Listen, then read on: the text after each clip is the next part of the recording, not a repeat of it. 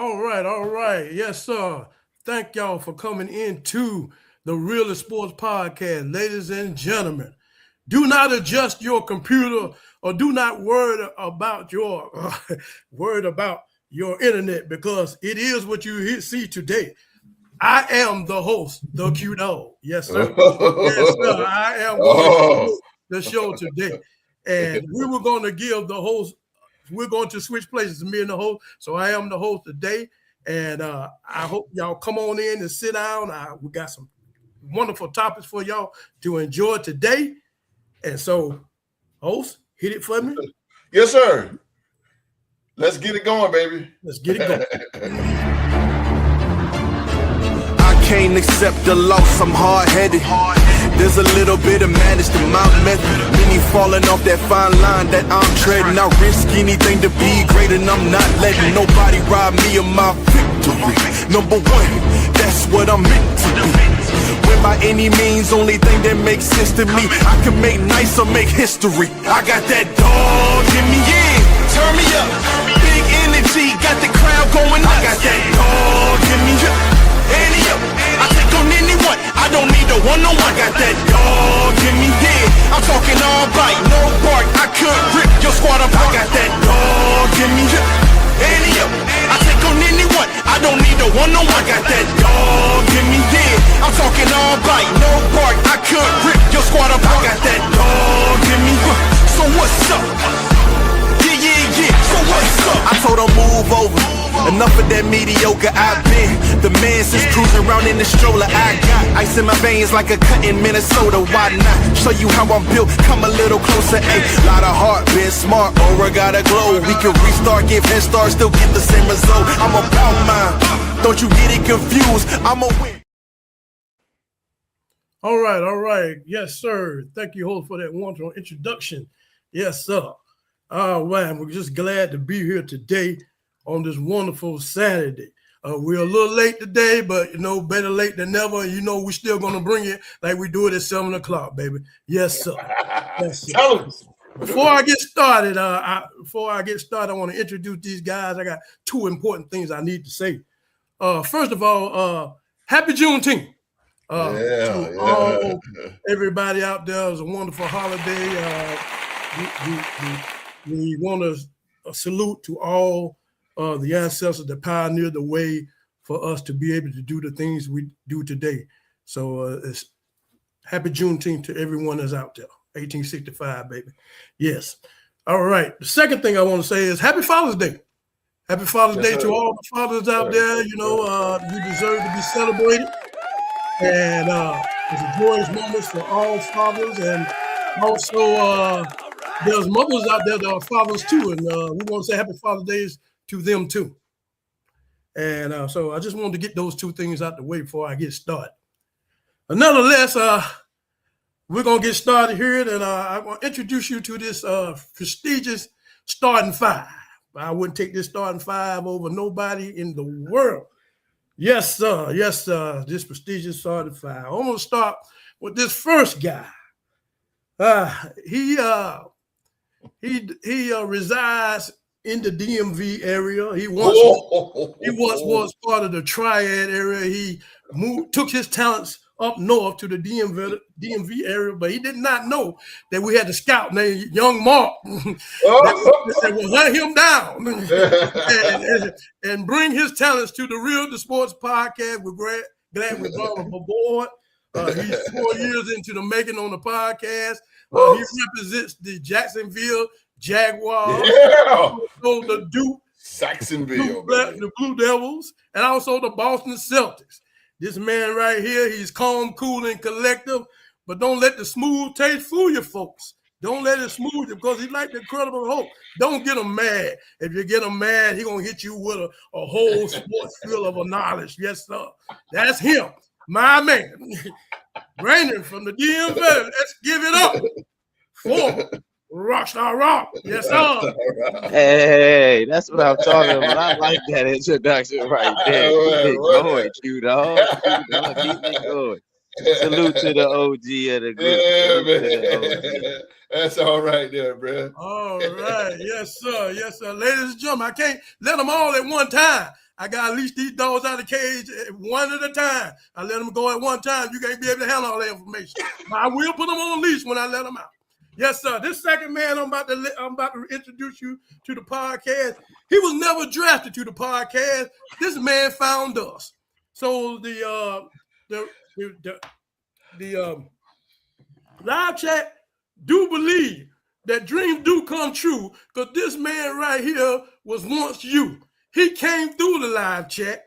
He checked us out. This guy wanted to be on the show, so we decided to give him a 10-day contract. We gave him a 10-day contract, and this man, he's excelled and above all means. And so after that, we just put this man on the show. This man is he resides in Canada. He's our first international player on the Real Sports Podcast. And this man represents the Minnesota Vikings. And he represents the Toronto Raptors. And this man has brought nothing but knowledge. And he has excelled in everything that has his podcast that he has to offer for this podcast. And he is a Minnesota Vikings, iron sharpen irons. I am a Minnesota Vikings. You well know that. So you'll be on the lookout for us. So without further ado, he has 1 year in the league on the Real Sports Podcast. But I'm looking for many more years to come. This is my power forward. Tino Heat. Let's go. What an introduction. Thank you very much, Q-Dog. Brother, that was insane. I know, right? Yeah, you're right. You know, I made it 1 year, one season, I guess, so I'm no longer a rookie, so I got to start putting more on my shoulders, especially when we come into the season here. You guys can always expect the best, outside of the box thinking, some optimism, some positivity, and like a perspective that you guys don't usually hear. But I really appreciate the warm introduction. I am the Canadian Destroyer. I am Latino Heat. Purple and Gold Bars is the channel. I am Supreme, guys, and just like that's my dude right there, baby. Orale, ladies and gentlemen. That's my dude. That's my dude right there, baby. That's my dude. That's my man, Supreme, right there, man. Yes, sir. Philly G, what up, yo? What up? All right. Now, let me introduce this third member of this Real to Sports podcast. Hey, Supreme, this guy right here is a bundle. I mean, a bundle of information knowledge when it comes to sport. Yes, sir. This man has been with the podcast since day one. That's why they call him Day One. Day One. Yes, sir. This is a very intellectual brother when it comes to sports. He knows what he's talking about, and he represents the Los Angeles Raiders and the Charlotte Hornets. Yes, sir. Yes, sir. When he comes on, bro, you always got to be on your P's and Q's, because this bro is very cerebral when it comes to sports. Yes, sir. Every now and then I love this brother, because sometimes he drinks the purple Kool-Aid. And when he drinks the purple Kool-Aid, yes, sir, his horns start to go on the side of his head. Yes, sir. Yes, sir. I like it when he does. Yes, sir. He gets it in. Yes, sir. So we just want to welcome this brother in 6 years into the making from day one. Yes, sir. We're talking about Young Mark. Yes, sir. Bring him on in. The 2025 Real Sports Podcast MVP himself.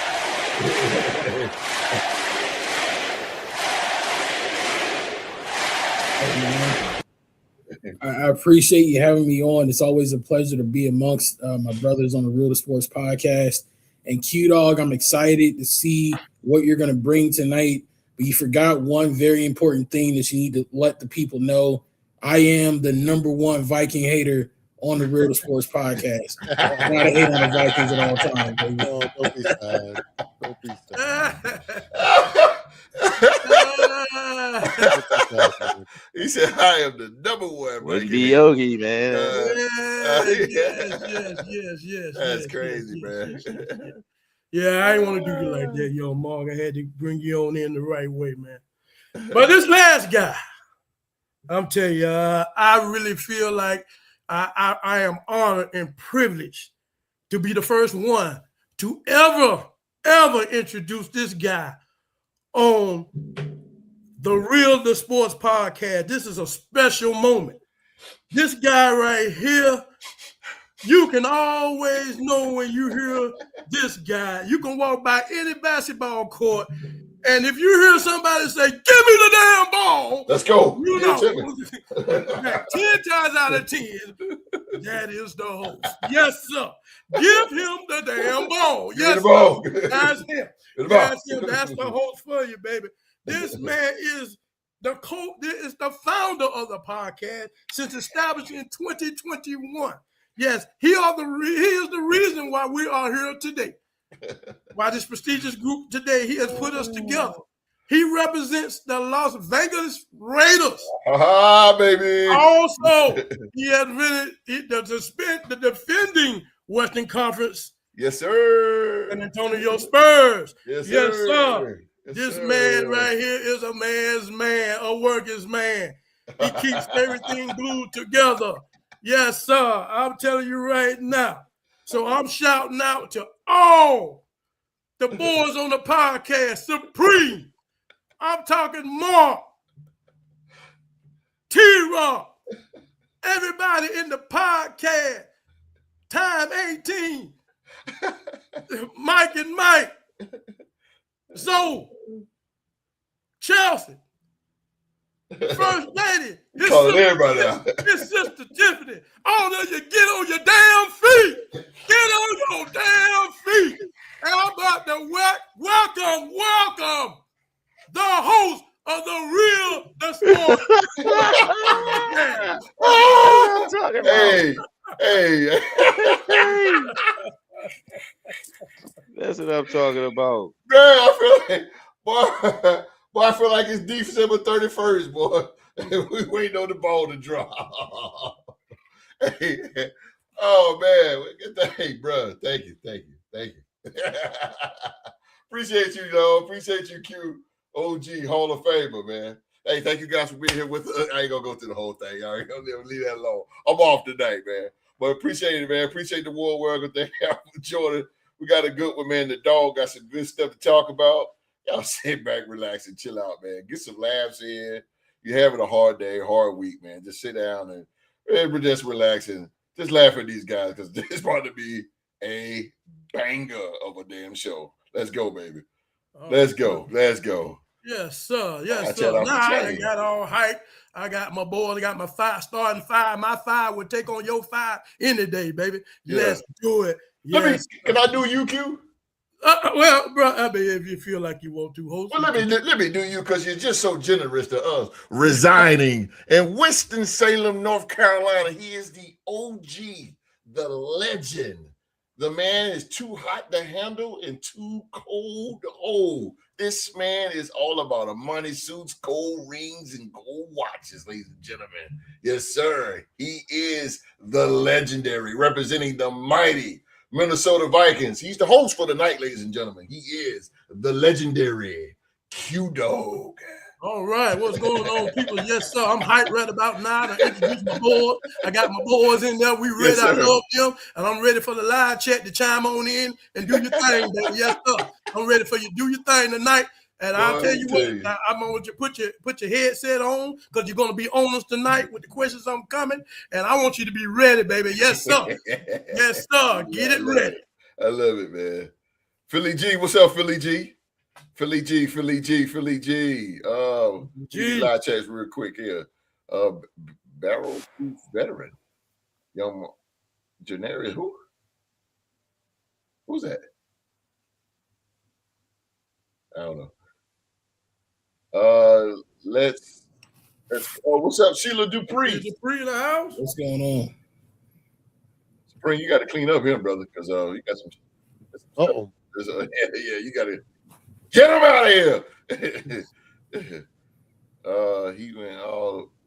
Oh yeah, What's up, Master Proto? What up? What happened? Is happening?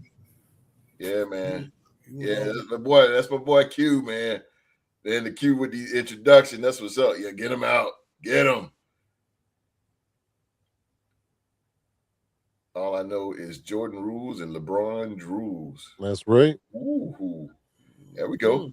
There we go. All right, Q, floor is yours, brother. All right, fellas. All right, let's get this thing rolling. Let's get it popping. As we've been talking on the sports show and week after week, and we all been Max, good sports analysts and watching sports all our lives. Pretty much, we like one thing. We like a good competitive game, and so one thing I've been noticing, especially in NBA, we have lost some competitiveness. A lot of players don't compete on a level that we would like for players to compete. So I've really came up with 3 questions to break the sports world down, is to try to dissect where did we lose competitiveness in the games that we loved in what we call sports. And so I got 3 questions that I want to ask, put out there to my colleagues out here, and then see what we can do and also the live chat chime on in and see if we can narrow this thing down to a science, because that's what I do. First of all, we know sports start off as a child. You're asking your parents if you want to play on a football team, you want to roll on a football, baseball, basketball team, just a team itself, youth football, youth sports. And so I know that we have 2 youth football coaches on this panel right here. We're saying that we're looking at Supreme and the host. They both coach youth football, and also Rock has young boys in his family, and so boys, they somewhere down the line they eventually want to be in sports, and so that's something that we have to deal with them in youth sports.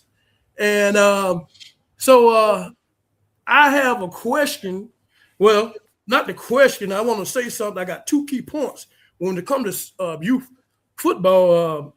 One fact is they say that 70% of American kids drop out of organized sports, not because they are soft, but it's not fun and it feels like a part-time job. All right.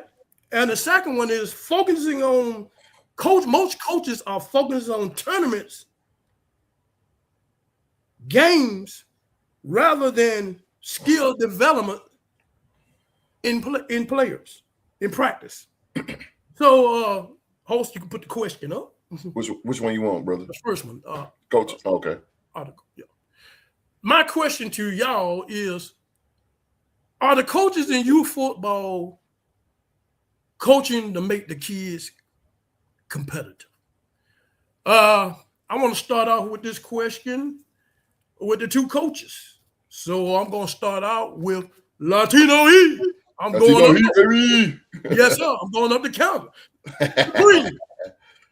You being a coach and and involved with kids and the way the parents are today with children, and maybe I don't know if it allows you to be the type of coach you want to be, or what's going on in your idea far as kids being competitive in sports, and do you see there's a drop off, or you just give the world a general idea of, is the coaching making kids competitive in your aspect?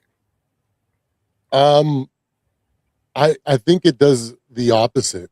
And there's also a caveat there, right? Because a lot of before practice starts, all of our coaches, all our position coaches get together, head coach, and we all will kind of complain that we can't go hard on these kids. They break easy. They're soft, right? Like, you can't say things. You can't be hard. You can't be stern with them. They don't respond. So we kind of, I'm already more like I already go by the positive kind of side. Like I know they can't handle the MJ way of leadership, of coaching. You know, you put a lot on them, you demand it, and you talk like tough. They just don't respond to that, and we're conditioned to just not even talk like that to them. And coaches are kind of scared. Like I know, like I'm the only one that doesn't swear, but like every single time a coach swears, they all gonna have to kind of like, even though there's no parents around or even close within earshot, they do this like, did somebody hear me swear to these kids? Because it's like, at least up in Canada, it is everybody's so like politically correct. We can't be harsh or mean. It's all about their feelings, and it just fosters the softness in them. And um, as a result, I think that's why a lot of kids quit. You know, I made a mistake at the beginning of the season with my O line. I put them through a pretty hard strength and conditioning circuit, and one of them quit immediately that week.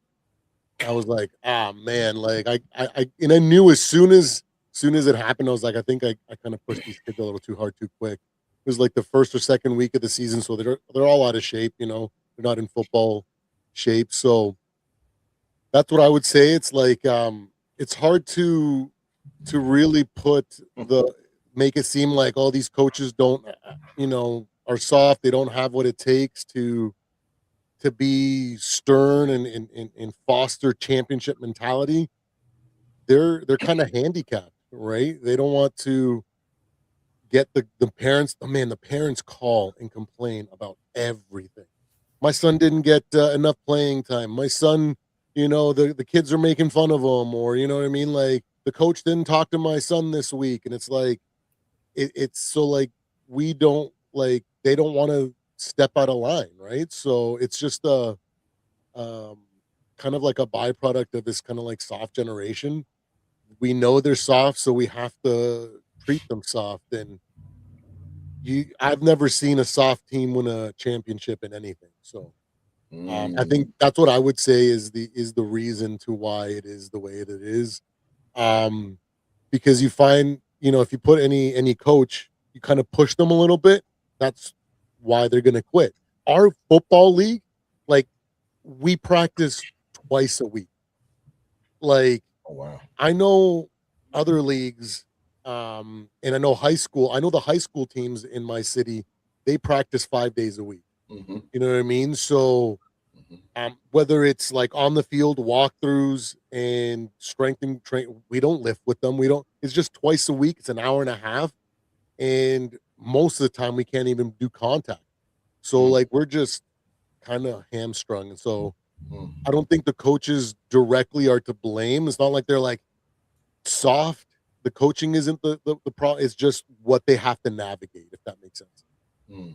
Okay, let me ask you a question there, Supreme. You should be in the coach, and that's well described what you just said.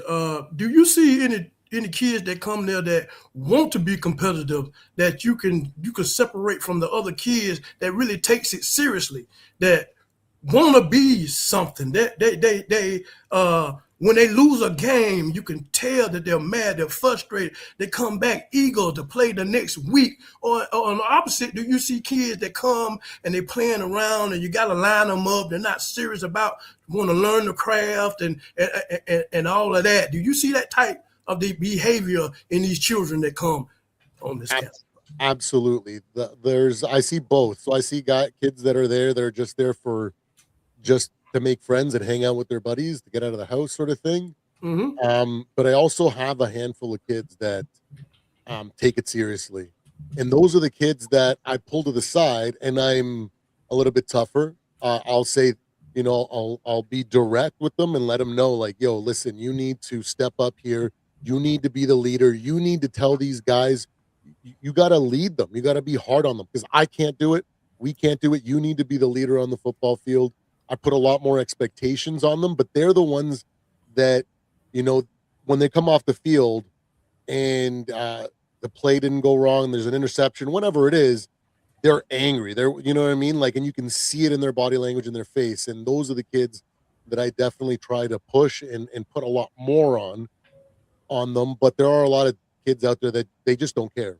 They don't care what the score is. We could be losing by 50. We could be winning by 50. To them, it makes no difference. So, and then there's a bunch of kids that are just like right in the middle that they kind of go based on what the team is feeling. If the team is pumped up and they're having fun and they're taking it serious, they'll take it serious. Mm-hmm. But if everybody's got their head down, they'll put their head down too, So it's just a weird dynamic, just a weird era that we're in, I think. Okay. All right. Thank you, Supreme. Thank you for that. All right, let's go to the next coach. And that's the host. I ask you the same question. Are the coaches in youth sports coaching to make kids competitive? Great question, sir. AAU has really ruined basketball because AAU is all about money. It's a money scheme, man.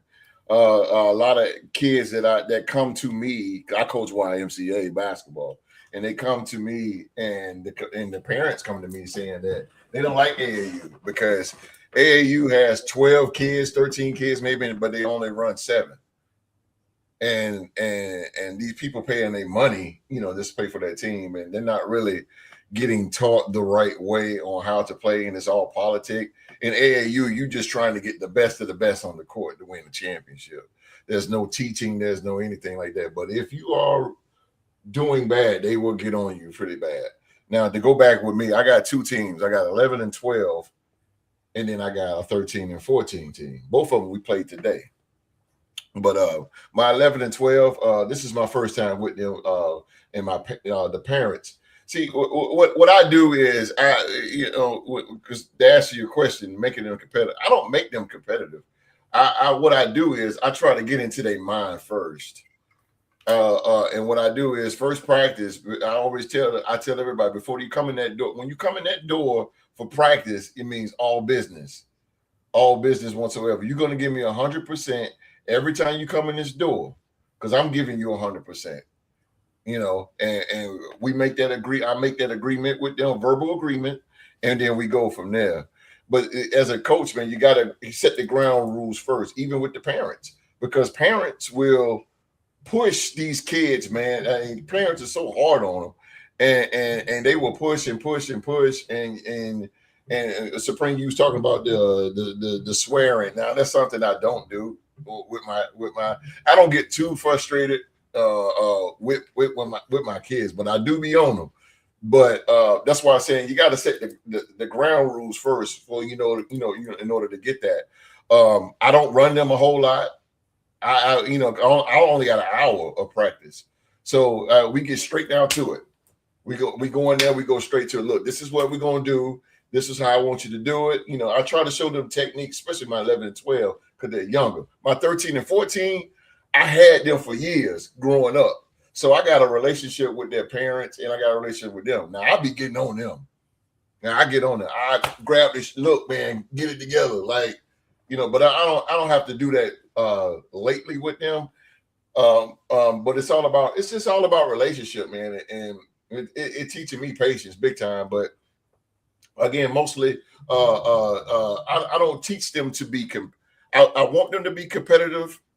But I care about wins and losses, but I just want them to get the game and how it feels to be in a tough game, because I'm in the YMCA, so my job is to get them to the next level, which is middle school and high school and then college or whatever I'm bringing them. Hopefully they're taking in there, but I don't know. I got some that's natural born killers. I got some that's like that, but I don't try to teach them, but I do get in their mind and say, listen, you got to run, you got to practice, you got to do this, you got to do that. Like, even long story short, we had a game today, and my 11 and 12, we won big time. My 13 and 14, we was down 14 in the fourth quarter. We was down. No, we was down 14 in the fourth quarter. First quarter, we was getting stumped, man. And all these kids that I had these kids before, I'm like, so I get in the huddle, I'm going in. Like, y'all act like y'all don't want to play. What's going on? I was mad because I know my team and I know their potential. Everybody's so sluggish or whatever. I said, man, y'all act like y'all don't want to play. Let's crank it up. Let's go. I start getting in everybody's face, like, let's go. Nick, my big man, he was playing weak. I said, Nick, I got in his ear, on the side of his ear. I said, Nick, wake up. Wake up like that. And guess what? Nick started getting it. All right, so we was down 14 in the fourth quarter. They was letting us come back. I said, look, man, I said, look, they letting us come back, y'all. They giving us a game. What y'all want to do? Y'all want to quit now? No, sir. I said, y'all want to quit now? No, sir. Let's go. Boom. We came back. Colin hit a 3-pointer, 47-47, bro. We tied the game. In 8 minutes, we came back, 14 points. We came back. And I got into their mind, man. Do you want it or not? You want it or not? So that's how I roll it. We lost the game, ref. Oh God, I don't even want to go there because I'm mad. I'm mad, and so I don't even want to talk about it. I had to get some quick therapy for myself because the ref got me today. He got me, and he know he did. He said my bad, but it's all good. But anyway, yeah, man. To answer your question, brother Q, no. Some coaches do AAU, man. AAU don't care, man. Let me tell you something. You gonna get out there, you watching. If you get your kid in AAU, they do not care. They don't care. All they care about is winning and your money. That's all they care about. Me and the YMCA, I'm different. I'm unorthodox. I do actually care about the kid. I care about their form. I care about passing and all that good stuff. And so, yeah. Man, a little long-winded there. Yeah, nothing wrong with that. I'll tell you, man, as you guys as coaches, man, I kind of feel for y'all, man. Coaches need a new generation of children. To me, I'm too old school. I wouldn't be good at coaching. But I want to ask you another. I'll make it quick. Back on Supreme a little bit.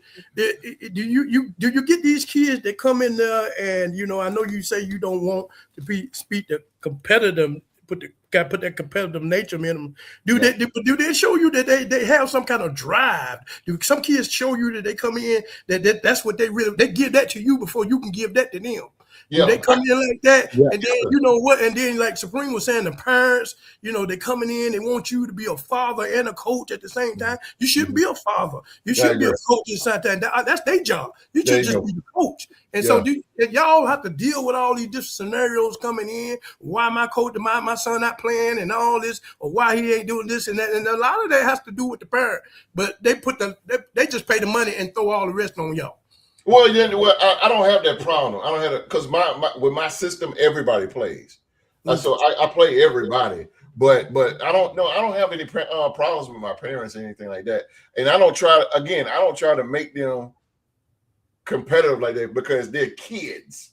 And I don't want to put a lot of pressure. The game alone is a lot of pressure on them because you got the crowd and the parents cheering on. So they hear that. So that's a lot of pressure on. So I don't try to push them like that. Now my 13 and 14, I push a little bit, but not as much still because they're still kids. So yeah, I don't push so hard. I want to win the game deep down inside, bro. Like I want to get hated, but I know like all right, gotta let me dial back a little bit. Let me dial back. You know what I mean? I got you. Mm-hmm. Yeah, like I do get kids that are like that are built with competitive edge, but I just can't use the MJ approach where I can just be hard on them. I have to encourage them, uplift them, and tell them that I believe in them, and tell them, hey, listen, I'm seeing this. If you can capitalize on this, you have the speed, you have the strength, you can do this. We've done this in practice. Our defensive line is much better than theirs. Yes, every single day in practice. So you can beat these guys, and then all of a sudden it changes something. But then there is a lot of kids that they doesn't matter. They just don't care like that, Me and him just alike, bro. Because I be like, man, this team is garbage. Y'all can't beat them. Okay. Man, come on. But, okay, coaches. Okay, we got y'all. We got y'all from the coach's perspective. We're gonna move on here, and I'm gonna drop down south there, down to Jacksonville County, and we're gonna get Dr. T-Rock perspective. T-Rock, can you tell me, sir, are the coaches in youth coaching, sports coaching, are they coaching to make kids more competitive in your aspect, or what can we do, or what can be done to make kids, lean towards that direction of being competitive? some part of it, I think it kids are competitive. It depends on where they come from. You know, like Okay. if they got some kids come from different backgrounds than others. Mm-hmm. So you know, some kids are gonna have that where their parents give them everything, and then Right. there's some that have to work for Be everything, more hungry. or they may have a lot of siblings to where as though they may get hand me down, or they may not be privileged enough to get everything that some other kids are able to get. And I think that's where the competitive nature kind of comes in. I Yes, sir. feel like a kid that has less may have that fire and desire to be more Yes, sir. competitive than the kid that's Yes, sir. always given something. Yes, sir. Because the kid that's always given something is usually the kid that's the first one to quit Yes, because he's sir. like, oh, this not going my way. Right. I can go here. This coach wanted me there anyway before I came to your team.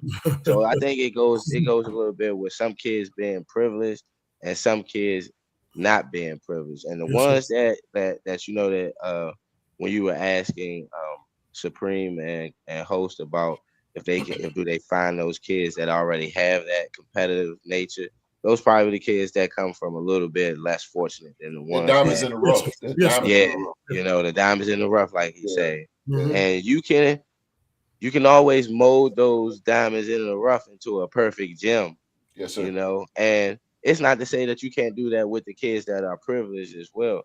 Because I myself, give you a little background. I played in recreational sport, basketball, rec league. You guys all know about rec league. That's when you go to Yes, your sir. recreation center and they got a team. It's either the team of the city that you live in, and that's the rec squad that you played for. So I grew up in Hyattsville. That was the rec center that I played for. And when I actually got to play, I was a little bit older when I started to play. So I was actually playing with kids that was in the rec center for years.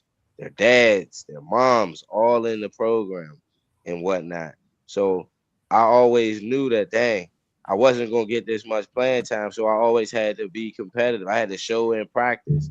I had to, go above and beyond to at least get playing time because I knew, well, dang, the kids that were in front of me, it's rec league. You pay they have to play. You have to play in the game. You know, you can't sit and be on the bench and your parents are paying rec fees and this, that, and the third uniforms and they don't see their kids play. I was one of the kids that um my parents wasn't fortunate. Well, my parents weren't always at my game. So and that kind of allowed me to be more competitive and had that fire because I didn't have nobody cheering for me in the stands, not all the time when I had games, or not even the times where it was important and I got in the games. I didn't, I looked to the side, didn't have a family member there. So sometimes those little things can allow you to give you that competitive nature in sports. And that's the thing that I would say that I learned from being in competitive sports. I always felt like, damn, I didn't get a fair shot, but I didn't never want to quit. Mm-mm. You know, I always kept going. If I got cut from varsity high school, I went the next year and tried out. If I didn't make it, I went and ran track. So you know what I'm saying. So I just think it all depends on like what host said, the kid's mentality. Like, and I like what he said. He doesn't think about the physical traits of what the kid can bring to his team.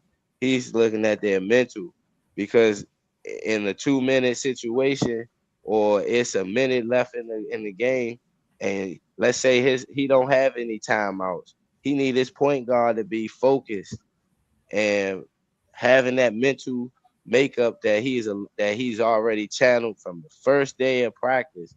He got confidence in his team that he's like, we can do this, And I understand the same way with what Supreme was saying.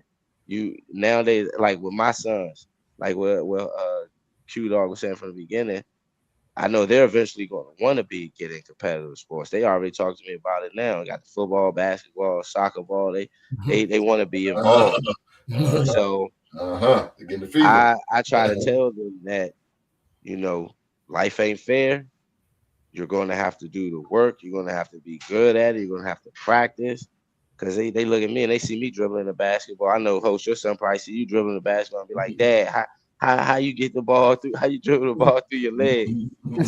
I told my son, you keep practicing at it, you do the same thing. So, but I am a little hard on my kids as well, my sons.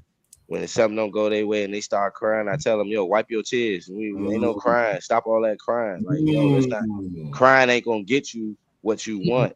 You know, so I will say that. But the coaching wise, I think it depends on how the coaches their mentality is going into who the kids that they're coaching. If the coach don't want to if he's not fully invested in what he wants to bring to the table to make sure that these kids thrive in life outside of playing in competitive sports, then that's what I think where some coaches fail with these kids is because nowadays they got NIL and all this other stuff that they're gonna be close to knowing about once they get out of high school. Because you know, you guys are putting kids that you guys are coaching, you guys are eventually coaching them to go to the next level in high school. Absolutely. Whereas though that coaching at high school level may not prepare them for what they need to know going into college, as far as with their name and likeness and things of that nature. So it's a real tricky situation being a coach. I shout out to my brother. He coached high school ball and prep league, and I shout out to you, Host and Supreme, for doing it. You know, I eventually want to make that step one day, but I got to work on my patience first. I got boys. I got my sons. I'm working with them before I, can go out there and coach somebody else's kids. You know. Yeah. Can I say something, Q? Go ahead, sir. I'll make it really brief. I promise you. But I want to add this in because I want to add this in when I was a kid, and the reason why. And Q, you can relate to this, Supreme. I was like this as a kid because of Michael Jordan and the competitive what he brought in, and I imitated that. Imitated his flat, whatever. But yeah, that's why I was, and I always been like that, man. And I was one of those diamonds in the rough that every time. That's why when we played pickup, I didn't lose. Long story short, here it was Bellevue, Florida.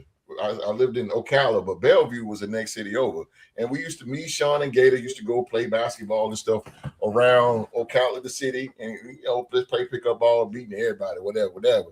And so we hear from the grapevine, they was like, yo, this dude named OJ over at Bellevue Rec Center killing everybody. So I'm like, what? He doing what? And let's go. We ride over there. I'm checking him out. I'm just sitting there. I ain't even play. I'm just sitting there checking him out. Like, yeah, I'm doing good. Whatever. Came back the next day. I got my squad. OJ, he was good. He had a left hand. He was left-handed, but boy, he can shoot. OJ was down there killing him. So let me tell you what the competitive nature in me. I remember like it was yesterday, bro. I was sitting down on the bleachers at the bottom, and OJ was in the corner, and he shot it. And when he shot it, he did a Steph Curry. He shot it, and the ball was in the air. He turned around and looked in my face and was like, like that, and he hit it. And you know what? It reminded me. You guys probably seen on Facebook when Dirk Nowitzki hit that corner 3-point jump shot, and Kobe was just like, yeah, you know what I'm saying? Hey, good shot. So that's what I was like. I was like, okay. Next game, I was up. I told Sean, Gator, Vaughn, we call him 50 because he was number 50. He was our center, Vaughn, big 50. I said 50, and we had a guy named Kenny Dyer, and he was our point. He was the point guard, but he wasn't that good. Kenny sucked, but he had a good defense. But anyway, long story short, so I told everybody, I said, nobody guard him but me. I want none of y'all guarding OJ. None of them. Nobody. OJ scored 2 points, bro. we beat the brakes because in street ball we go to 12 by ones. You hit a 3-pointer, that's a 2. Man, we end up beating them like it was like 12-3. I walked off competitive, like yeah. So I ain't get up in his face and nothing like that. I just went when we beat him, I went and sat down, bro. But I say that to be saying, man, the 90s basketball, man, and yeah, bro. You know what I'm saying? The 90s and the 80s is what got the competitive. Q as well, but Supreme as well. Like we seen those guys, those athletes. All right, host, shut up. Go ahead, Q. Can I add just one thing too? For me, like my perspective might be a little skewed. I'm in Canada, and I'm also in a small town too. So there's 76,000 people, right? So I don't have, it might be a little bit different. I know with my nephews, my brother-in-law coaches them, and I see him get pretty heated with them, and they're only 10, you know what I mean? But in Ohio, they take football seriously, right? So right, football state. So that's just something to kind of keep in mind too. Yeah, kill us. Yeah, hey Supreme, kill that. Get that right there, Supreme. Go ahead, Q. Yeah, I appreciate that what you said, Rockstar Rock. I can relate to what you're saying when you're saying that it depends on the environment that the young man comes from, because I do that most of the unprivileged kids, they are the most successful, because I believe that really they're the most successful because that's really in their mindset that they know as a young kid, that's going to be their ticket to get their family to success. So through the stuff that they're going through and with the struggles of moving and getting things cut off, lack of food, lack of clothing, they go through, they know that I cannot do nothing about it. But if I stay strong in this craft and I fight with all my might, I can put this family on top when I get to leave. Those guys excel more than, but these other young men do not understand, because they just don't understand him, because they're not in that situation.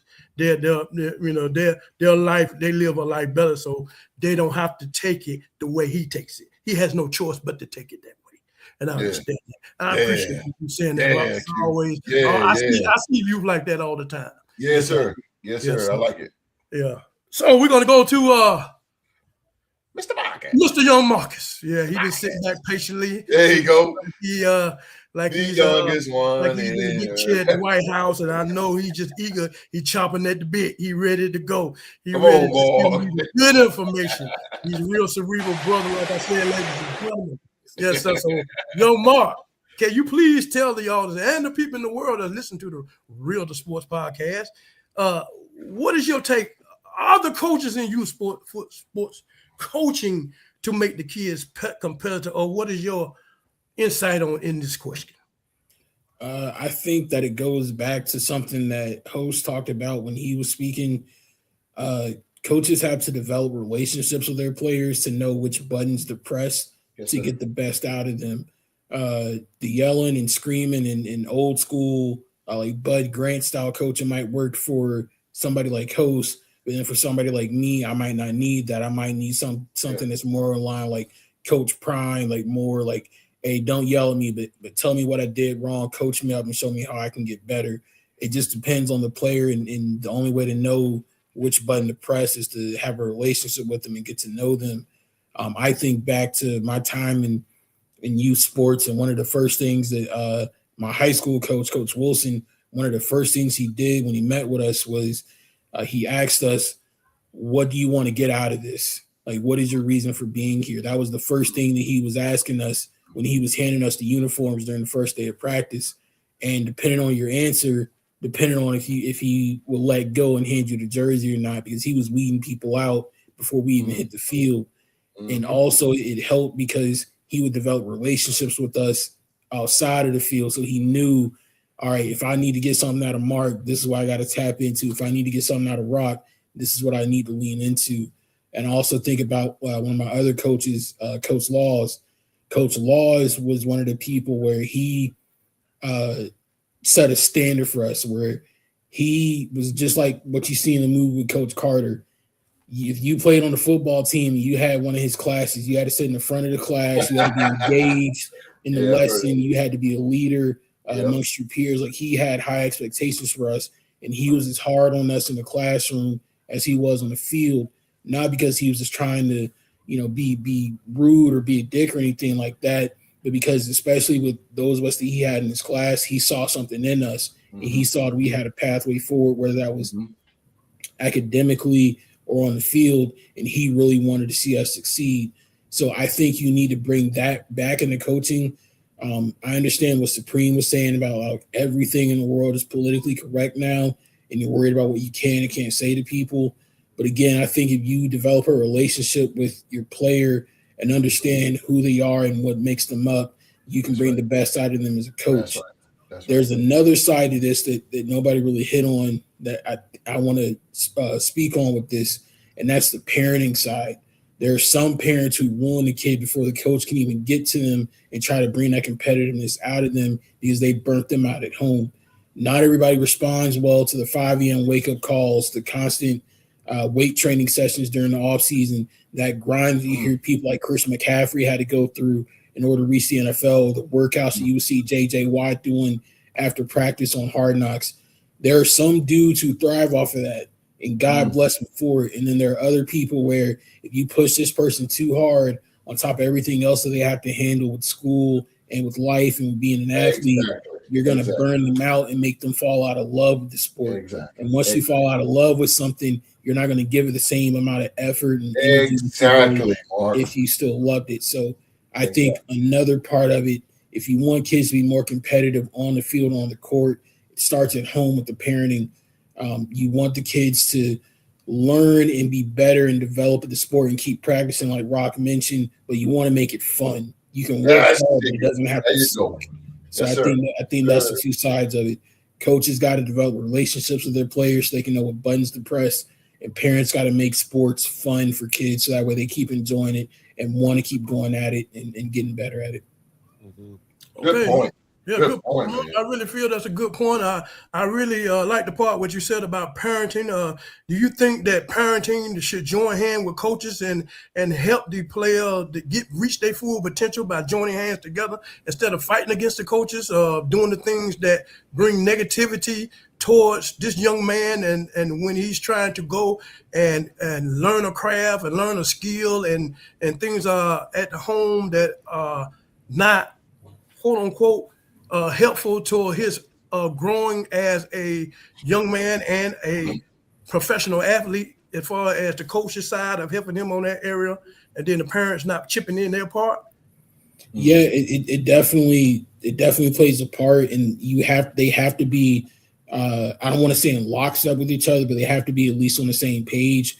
Because again, if the parent at home is, I'm not trying to come after anybody's parent because I'm not a parent myself, but if the parent is at home pumping their kid up, telling them they're the hottest thing since Allen Iverson, or they're going to be the next LeBron James, and putting them up on a pedestal and pumping their head up, you're going to get a coach like host and be uncoachable.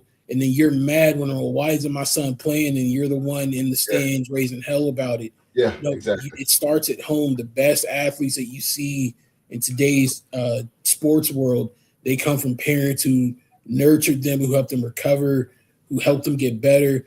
I personally prefer the parent that goes up to the coach after practice and says, "Hey, coach, I see that my child isn't playing. What can they do to get better so that way they can get on the field?" And then when you take them at home and you work with them on those things that coach told you, and in that way, if not this year or next year, they'll just keep getting better and better at it. And eventually either coach is not going to be able to deny their talents at it, or you're going to be able to take them somewhere else because they'll be ahead of the game now that they have the fundamentals mastered, and then that'll increase their chances to play. So I definitely think the parents need to be at least on the same page with coach and making the athlete at home in a better headspace. That way they're more coachable and more competitive when they get to coach. All right, man. I'm telling you, man, all y'all have hit head point on this subject right here. I like what I heard. I like Mark. I'm with Mark on that one, boy. I believe you took a page out of my book on that. You lucky on the host, and I would have said it first. I like Mark on that one, boy. I like that. I really appreciate it. All y'all have hit valid point. Yeah, like we got some guys coming in on the live chat. I think they want to comment on this subject. Can you please Philly G. He said, you can read if you want to. Okay, they can transfer. I'm just playing, but yeah, I agree, Mark. Okay, some people said some things before. Allow the coach to teach them to develop the dog in them. Allow the child to see the world from another lens. That's a great point. That's a great point. Dalton Vincent again say no, this should stay hands off. I think he's talking about the parenting. Hey. Yeah. What's going on? Hey. All right. You want to host? Check on my coat getting right. I'll put everybody on the clock. Yeah, everybody. Right. Everybody come on in. Yeah, anybody else coming in host on that subject? No, sir. Okay, all right. Then I appreciate all y'all on that particular subject matter right there. All right, let's move it up to the next level when we're coming from youth sports and maybe high school. We're going to take it to the collegiate level. And one thing about the collegiate level, especially what they have installed now, is the transfer portal. Yeah. And it allows players to move on and then go to other teams where they figure teams that they're currently on does not fit well with them. I pull up a couple good points about the transfer portal, the positive and the negative. The negative part, it says that it teaches them to run from their difficulties rather than facing challenges. Developmental grit and earn playing time through hard work. The positive part says it empowers them to escape toxic environments, find better coaching and better playing time. I know that we have two guys on this podcast that are very, very adamant into collegiate ball, especially collegiate football. I hear them talk all the time. So I'm going to let these two guys talk first. And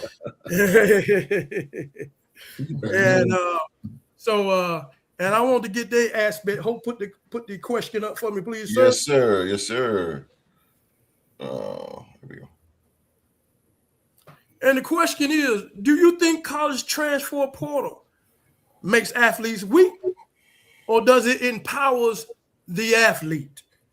And I'm gonna go back to the man with all the information, Mr. College Football himself. Yes, sir. Yeah, he gonna hit us with a bang. He gonna hit us in our mouth. Yes, sir. Guard your grill, baby. He gonna get you. I'm talking about Mr. Young Mark.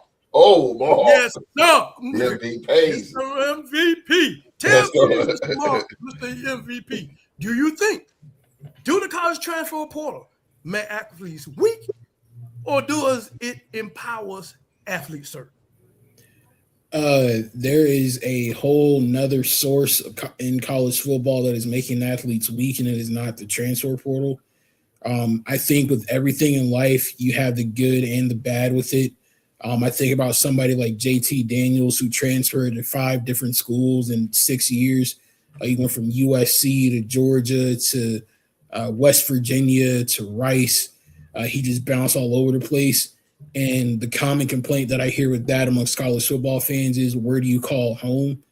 Because in college football, it's all about tradition and leaving a legacy and continuing on the timeless traditions of your school and repping your alma mater. Like, that means a lot to people in the college world. So when you have guys who bounce around a lot, they tend to get labeled as weak in the eyes of the fans.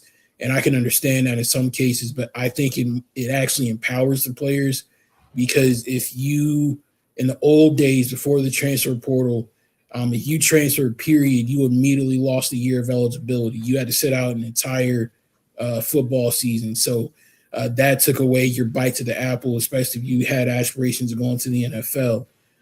Nowadays, you can transfer and be eligible immediately, and I think that works for the players, because if I'm in a situation where I'm buried on the depth chart on working hard, but keep saying host, I'm sorry, but coaches and seeing me or whatever, instead of me being penalized and having to sit out a year, I can go to another situation and try to make myself better. Or in a case like one of my favorite college football players of all time, Baker Mayfield, he walked on to Texas Tech, hit the transfer portal, and went to Oklahoma and had to grind and earn his way into not only starting role, but he grind and earned his way all the way to the Heisman Trophy, going from a walk-on to a Heisman Trophy winner. So the transfer portal can help dogs like Baker Mayfield get in the right situation to where they can be unleashed and where they can show their talents and show why they should be playing at the highest level in the NFL. So in my personal opinion, I think the transfer portal empowers the players and at least at minimum puts them on even playing field with the coaches, because coaches can leave a school immediately, not face any consequences, and keep on making money. So why can't the players do it too? Okay, I get what you're saying on that. As far as you said that it empowers players, but I mean, you think it's like a double-edged sword, in a point where a lot of players might not be as fortunate as Baker Mayfield to get in the NFL and still strive. Where a lot of players that do transfer to multiple teams in the transfer portal and get to the NFL, that they feel that you can't be trusted, that you might quit on them through through hard coaching or whatever, and get frustrated, and you might give the lack of effort. You know what I'm saying? Because of you have been through all of these teams, and that has them embedded in your body that they're not to fight, that you can move on, but you can't do it in the NFL. So does that put in a terrible mindset of a player when they get to the NFL on the next level? I don't think it does. I think this goes back to my answer in the previous segment. This is where you have to get to know the player and the individual that you're bringing into your organization. Absolutely. Because there are plenty of dudes, and I'll put it to you like this, OG. Would you rather have a dude in the NFL who stayed at the same school for 4 years but only started 1 year because they weren't good enough to get the starting role, and then when they did get the starting role, they showed up like fool's gold, and you get them in your building and they suck, versus the dude who kept going to multiple schools at the highest level in college football, earned his way into a starting role everywhere he went, and had pretty consistent, if not better, numbers at each level. One prime candidate for that would be Cam Ward. He started out at small Incarnate Word for 1 year, transferred to Washington State for another year, then transferred to the University of Miami in his third year, and ended up going on to be the number 1 overall pick. He went into a bad situation with the Titans, not with a weak mindset because he transferred from a bunch of schools, but because he kept going from school to school to school. It was making him calloused. It was building up strength in him to where he can weather whatever storm comes his way. So it really just depends on the individual person when you're trying to make that assessment. I can concur on that, because we had Case Keenum, and he took us all the way to the NFC Championship, and we got rid of his brother and Kirk Cousins. Man, I tell you, I can concur. I understand what you're saying on that, my brother. Yes, sir. Yes, sir. Yeah, yes, sir. Yeah, that reminds me of that. I'm sorry about that. I had a moment there. Anyway, let's move on. Let's move on to the next collegiate man, and let's get his input on this question. That's Rockstar Rock down there, represents the Jacksonville Jaguars. Yes, sir, Mr. Rockstar Rock. What is your input and what is your intellect, since you've been a collegiate man the way you are, and you into college ball the way you are, Mr. Rock? Tell the world, do you think that the college transfer portal makes athletes weak, or does it empower athletes? No.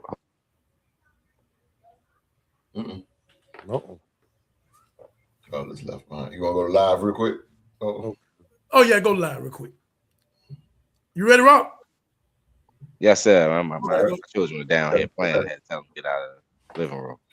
Boy, I like Delvin. Delvin got some good shit go. I like that, Delvin. I see you, baby. That's good. That's good. But I would say it's both. I say it makes the athletes weak, and it gives them the power to do it, because Donald Trump, our president, just tried. I believe he's putting in an order to actually only give the kids one. Now they can only transfer one time now. I think he's trying to put a direct order or something like that. he's doing something where he's trying to stop the chaos as Mhm. far as what is called the transfer portal in college sports. The Mhm. reason I say it may make the athlete weak because like, it's just what we went over in the last topic, the competitiveness. Just because it's a guy that's in front of you and you transfer to the school, and where's the competitiveness to say, man, I'm gonna go take this guy's spot. I'm gonna go earn Good my point. minutes. Good point. You Good know, point. some dudes go to the school, collect that NIL check, Mhm. sit on the bench, and then they out of there, and then they doing something else, collecting another NIL check from another school. Majority of the guys that just transferred from Ole Miss, some of them guys transferred from Ole Miss, they followed Lane Kiffin to LSU.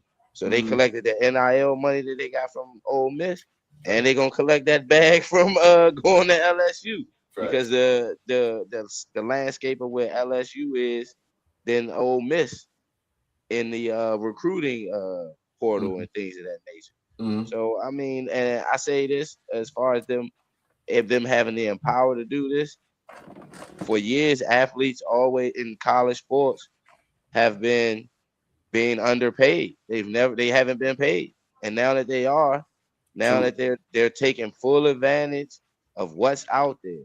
If I can go, if I'm making kids looking at it like this, I'm making 75,000 to come to this school. But the next school want me to come there and they're gonna pay me $2 million.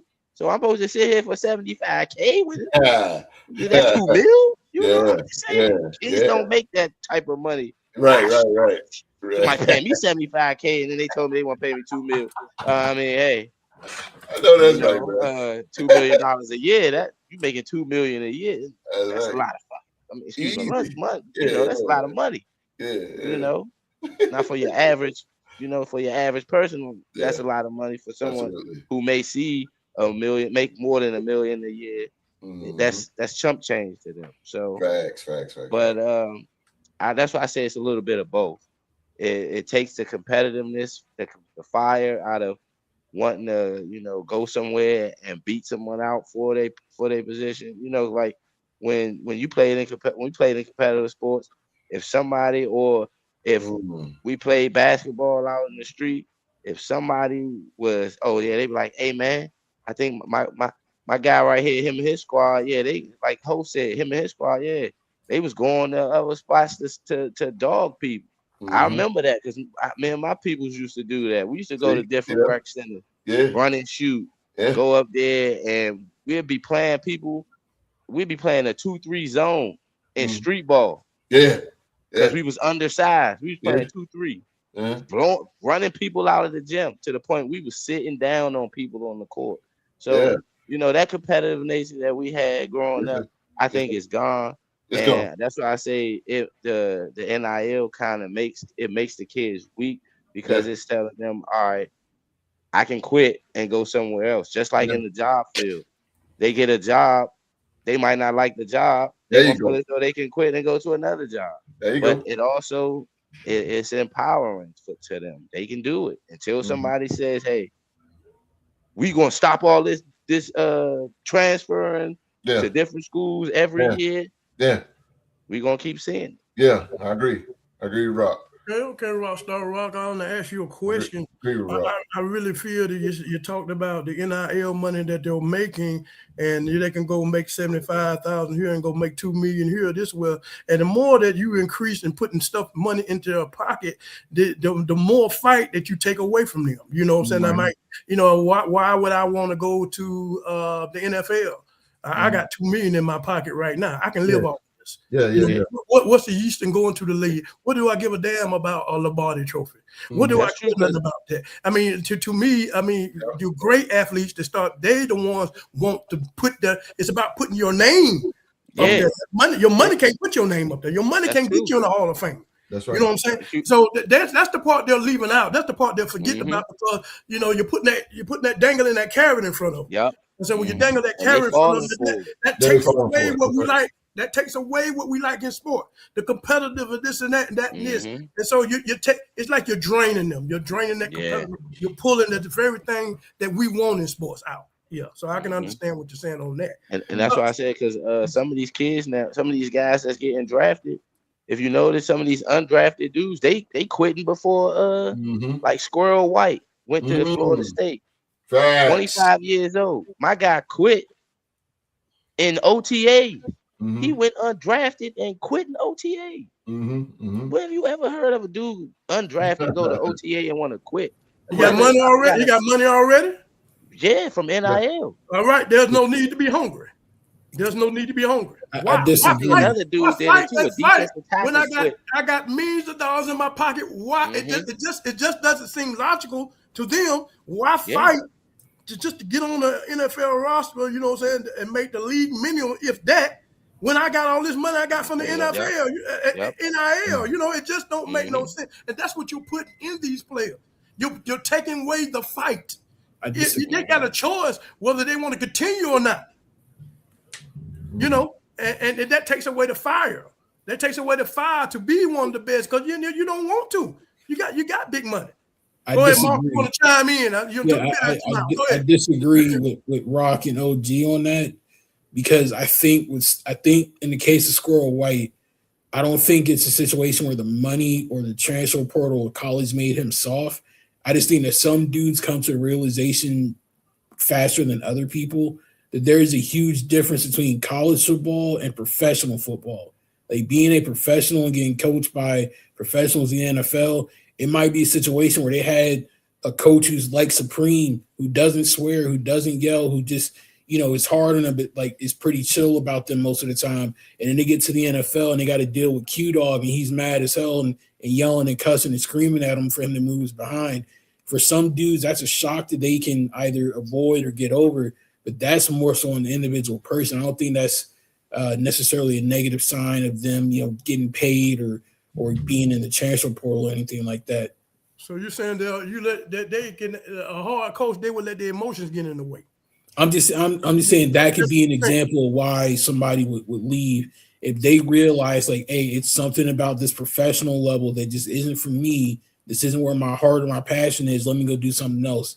I would rather have him do that than to have him do like Homeboy did with the Colts and literally retire on me at halftime. You know, who, Vontae Davis? Yeah. You know, what you're feeding to me is that you can come from youth football and come all the way up to the game that you love, get NIL money, and then you decide that if you want to go to the next level in NFL, and because of a certain coach or the way the NFL is on a higher level, held you account to a higher level, something that you don't want to go through from the time that a game that you love in your heart, you let something like that take it away from you. Yeah, that means you have to fight harder. To me, you have to fight. If that's the game that you love, can't put that. Money can't put that love in your heart as a kid. So if that's a game that you love and you know you always loved it, they can't take that away from you. You love it. I think Squirrel White didn't he come from Kansas? Wasn't Squirrel White? Did Squirrel White go to Kansas before he came to Florida State? Mark? I think so, but hear me out. Maybe it's not that, but would you rather have him realize this isn't for me in OTAs versus him just collecting the check and faking the funk and then getting out there on the field and playing like crap and you've already paid him? I'd rather for him not to have the NIL money to make him feel that way. And also, how many I'd rather for him not to have that NIL money to make him feel like OTAs for him ain't for him. OG.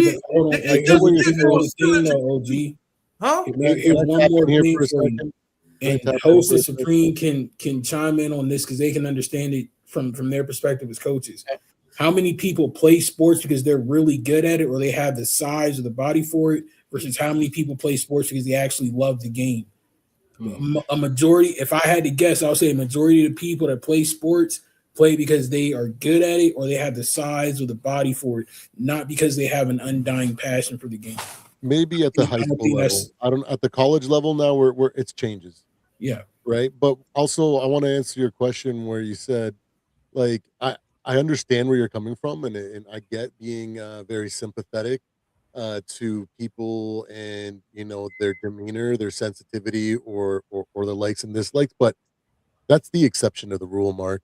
The majority of these guys aren't in that where they they can't handle a certain attitude or a amount of pressure or whatever the case is. The majority of the average and the majority are closer to what Q Dog is saying. You know, they get incentivized because their competitive nature isn't no longer to be written in the history books, it's to be written in their checkbooks. They care more about competing to get more money and their ambitions and their priorities are about that over prioritizing getting to the league or doing other things because we just see that every single year at the college level and at the pro level, right?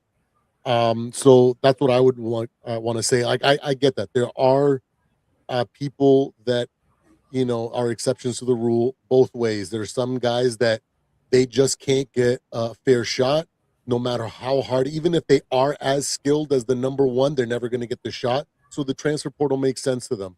And there's also other guys that are like you, like they get to based on their region, they get to their state college, and they can walk on, but it just doesn't. Their coach, their system doesn't fit, and they need to move to a place that nurtures them. I can concede that both of those do exist, but those are the exceptions to the rule. The vast majorities, it's like a bell curve. It's right in the middle, right? And so when this is the problem. If we go to the answer, does the portal make the athletes weak or does it empower? Like Rock, I think it says it does both, but we're at a stage now where the bad apples are kind of have ruined it, right? One or two guys that are in there just transferring because they can't cut it because of their ability, not of their situation, are transferring over and over. The bad apples that are transferring because of money are making the other guys that would have legitimate reasons to use the NIL get screwed over, right? So me personally, to answer your question from before, would I rather have a guy that bounced around in the NIL or a guy that stayed at one place and was just slightly above average? I wouldn't choose neither. I wouldn't choose either. I would want a guy that showed up, red shirt, wasn't good enough to make it, but from the moment to year 2 or year 3, they improved consistently, and their mindset was like, I'm gonna beat the person in front of me to take their spot. If I'm the 4th string receiver, by the end of the season, I'm gonna be the 3rd or the 2nd, and then I'm gonna go to the 1st, and I'm gonna be that guy by the end of my tenure, because that process to me is what builds championships. It's what builds character. It's what builds perseverance. And if I'm looking for professional players, that's what you need to win consistently, long term. That's how you find franchise players.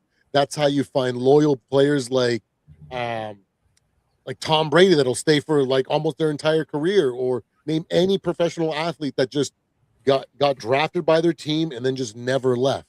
That's what I would be looking for. And the NIL has created this kind of atmosphere where we really don't know what they are, right? You could be right. There could be diamonds in the rough that they're going to jump from this school to this school to this school, and they finally get in a position where nobody's better than them, so they can go put up 1,600 yards receiving or rushing for like 1,800. But then as soon as they get to the league, because they've never faced adversity, the first time a team really takes it to them, they're like, wow, I was running for $180 every game, and now I can barely run for 36 yards. Those are the guys that flake off, and all of a sudden you've wasted a draft pick on this kid.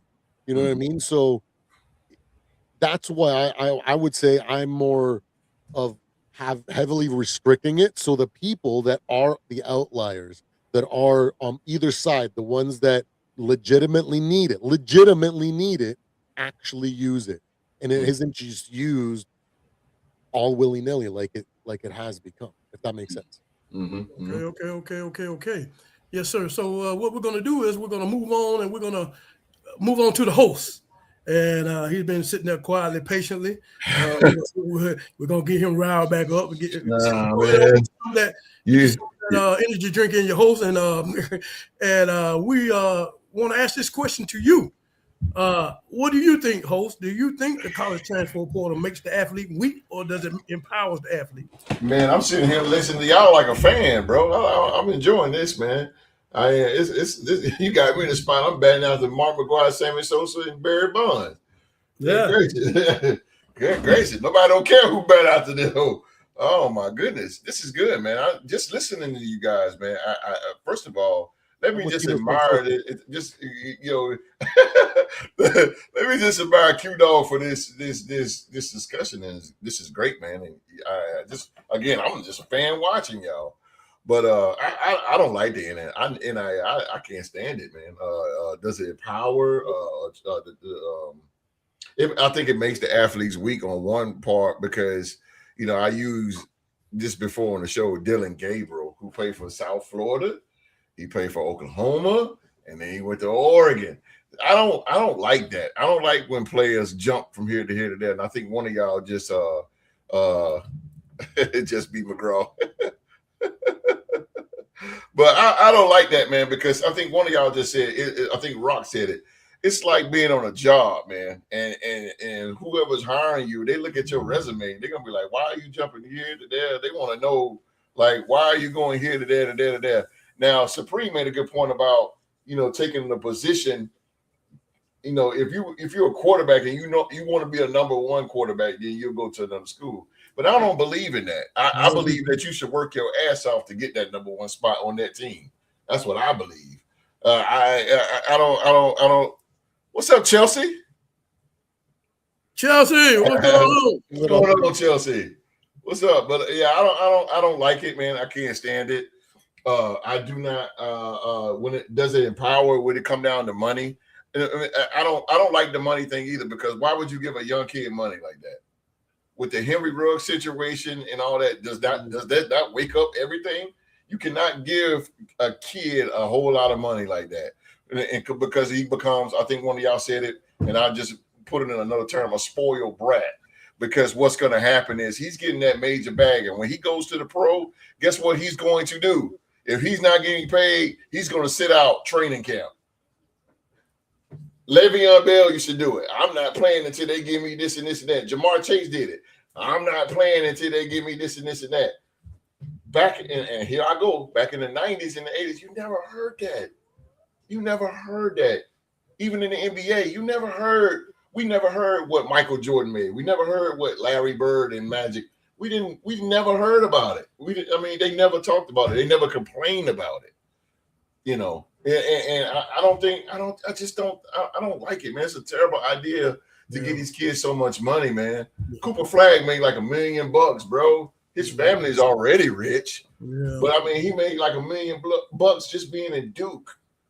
I'm not saying he don't have the hunger for it, but like I think one of y'all said, if you don't make it to the NBA Finals, like, whatever. I enjoy my millions at home. See, I don't like that, man. I don't like that. And that's not going to make you a real man out here, bro. It's not going to make you a real man whatsoever, man, because you're going to have a wife and kid and all that. And guess what you're going to do? You're going to settle for the mediocre. I think the NIL keeps you right there at the mediocre, man, to reaching your potential. And it's just like lifting weights. You lifting 20. But, bro, you didn't lift 20 for about a month. Don't you think it's time to go to 50? And then after 50, then you go to 100. You know what I mean? Like, but they just staying at 20. Staying at 20, bro. I ain't got to work hard. I ain't got to do this. I'm just going to, keep it 20. And I just don't like it, man. I don't like it. And Chelsea said Nick Saban. That's why Nick Saban got out of here, man. Mm-hmm. Nick Saban did not like it, bro. He did not like it. Huh? OG, do you notice the trend here that all the people who disagree with the transfer portal and NIL root for traditional blue blood programs in college sports? Rock being a Florida State Seminole, Supreme supporting the Michigan Wolverines, Host being an Alabama fan. These are all perennial powerhouses who have won. I've only been in NCAA for 2 years now. I've only been into it for 2 years, so I don't have that kind of wealth. But let me ask you this, Mark. Let me ask Mark something. That type of competitor, though. Mark, I know you don't have any kids, but if you got a son, let's say your son is 13 years old, and he said, "Dad, can I have $20? What you gonna tell him? Yeah, he ain't done nothing around the house. Would you give it to him? No, because it wasn't given to me. Why? Everything that I had to earn and work for. You can do the same thing. You can do the same thing in college athletics. No, sir. I believe the solution to all of this is collective bargaining agreement. There needs to be a CBA between a players association representing the players of college athletics and the NCAA itself. And you need to start giving these players contracts similar to what they have in the NFL, where you have to meet certain incentives and meet certain goals and certain statistics in order to trigger your payday and get that money that you're trying to get after. That's, what I think is a solution to what everybody wants. Host, OG, Supreme, and Rock, you guys get your old school disciplined football players who love the game. And on this side, in the new school world, we get college football players who are getting properly compensated, putting their bodies on the line to make millions and millions of dollars for these organizations and these universities. So I personally think that's the perfect middle ground. Give them incentivized contracts and make them earn the millions of dollars that they're getting in NIL. I'm gonna say this, and I promise I'm gonna shut up. I'm gonna ask Mark this a question. I'm gonna get real now. You ready? Hey man, let's go. All right. So let's say you sit down, and let's say you meet a girl, right, a woman, and you guys, how many boyfriends you had in the past? And she said, about 60, 70. How you gonna feel about her? About how many? Yeah. 60 or 70. How many you gonna feel about her? What you gonna feel about her?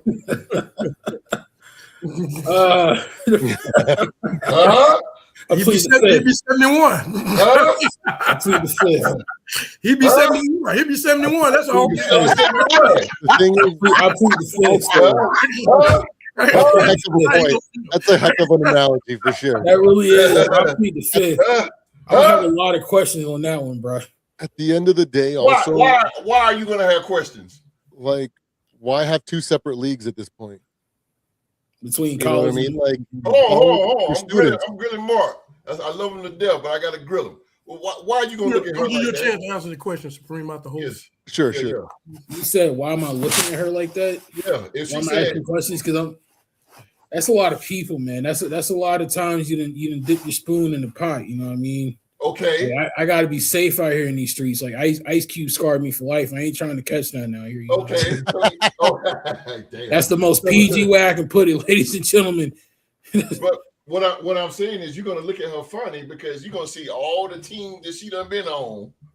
I'm being discreet here. All the teams that she done been on, you done seen that. So you're gonna be looking like, I don't know, you might leave me too. You know what I'm saying? That's what I'm saying. It's not good. But if you get a daisy fresh rookie, that's somebody you can mold from clay, or somebody like that, then if somebody come in with just one team or one girl just come in here with one guy, you're gonna be like, okay, yeah, she ain't been around, so yeah, okay. So yeah, I would like to answer your question with a question. Then, okay. In terms of I'm keeping it strictly in the realm of sports. I ain't getting into real life stuff. Come on, man, give me something. I'm sorry. What's the difference? What's the difference between Deshaun Stribling, who transferred to 3 different schools in 3 years, went from LSU, Oklahoma State to Ole Miss? What's the difference between him going to 3 different schools in college versus somebody in the NFL who might start off as with the Vikings, get cut, go play for the Jaguars, get cut, go play for the Raiders and get cut? What's the difference between the two of them? You just said the word, get cut. You got cut. You didn't just leave. In the portal, you leave. You voluntarily want to leave. You quit. You got cut, though. So you ain't got no choice. You got to go. Okay. You forget, Mark, remember when we got blown out by Georgia? Half of our scholarship players entered the transfer portal. We didn't make the college football playoff. Florida State. All right, well, we're going to do that's a good point. Put my headset down. Shutting up. Yeah, we're going to go ahead and move on to Supreme. And we're going to give him a shot at this question. And then we're going to go into the live chat and get their input too, because they're part of this podcast. Supreme already hit, didn't he? I did kind of hit it a little bit when A little bit. I didn't want you to go into it a little bit, but you was Oh, I'm sorry. you I got pulled ahead of into it.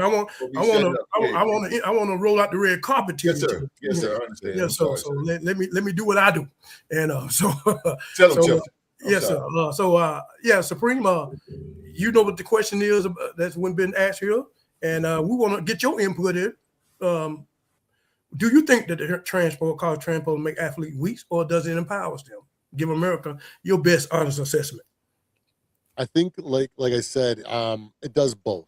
Like, because you can't really deny what we see, right? There are some players that abuse it and some players that don't, right? Like Baker Mayfield's an example, or other guys that have actually been able to use it appropriately. But then there's other guys that we see that it's made them weak. But I also want to look at it through a mentality factor. Like I'm old school, like I didn't, even though I grew up in the MJ era, I wasn't into basketball like that. My uncles made me watch those series, but I wasn't like invested like you guys were, right? I was still pretty young. I've just always been a natural. I just didn't like to lose, that's me. And there's a drive internally that just I have. If I see somebody that's better than me, I just want to be better than them, and I'm going to do the work. My dad used to take me out when it came to soccer. He put me through some of the craziest practices just with him, and he'd do crazy things like he'd inflate a soccer ball so like heavy so that it hurt to kick it, and he'd make me practice with the ball like that. And he was like, if you can like play really well with a ball like this and kick the ball like and you don't care that it hurts, when you play with a regular ball, you're gonna have so much power and you're gonna have so much more control. And that's where I come from, right? So when it comes to the transfer portal, right, like my mentality comes from this is like I want to see people face the challenges that they have, the road in front of them, because that is going to build them to whoever they are. The transfer portal, I think, robs us from having some of these kids go through that that road, and as a result, we have no idea how many of those kids could have become the next great one, because they never had to go push, and so they get the easier route. And I just, being a Christian as well, we embrace suffering, because our lessons come from the suffering that we get through the hard times. We get perseverance, we get mental fortitude, and we overcome that way. So for me, I do see that it makes them weaker in one way, but I also understand where Mark is coming from. I'm Hispanic. I'm also a minority, a visible minority, right? So I understand what it's like to not have access to things too, and want have care for that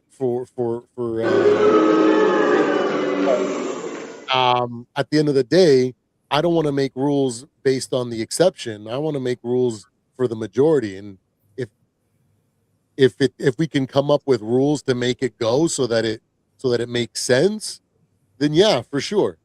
But I don't know if that is possible. It's probably more likely that you just have to get rid of it. And it sucks that the few have to suffer as a result. But I think it does both, and more it weakens than empowers. Though, if I'm going to go a percentage, I'll go like 80-20. It weakens over empowers. Okay, all right. That was good points from all of you. We got two to split. Rock and Supreme. Mark is on the empowerment side, and the host is on the weekend side.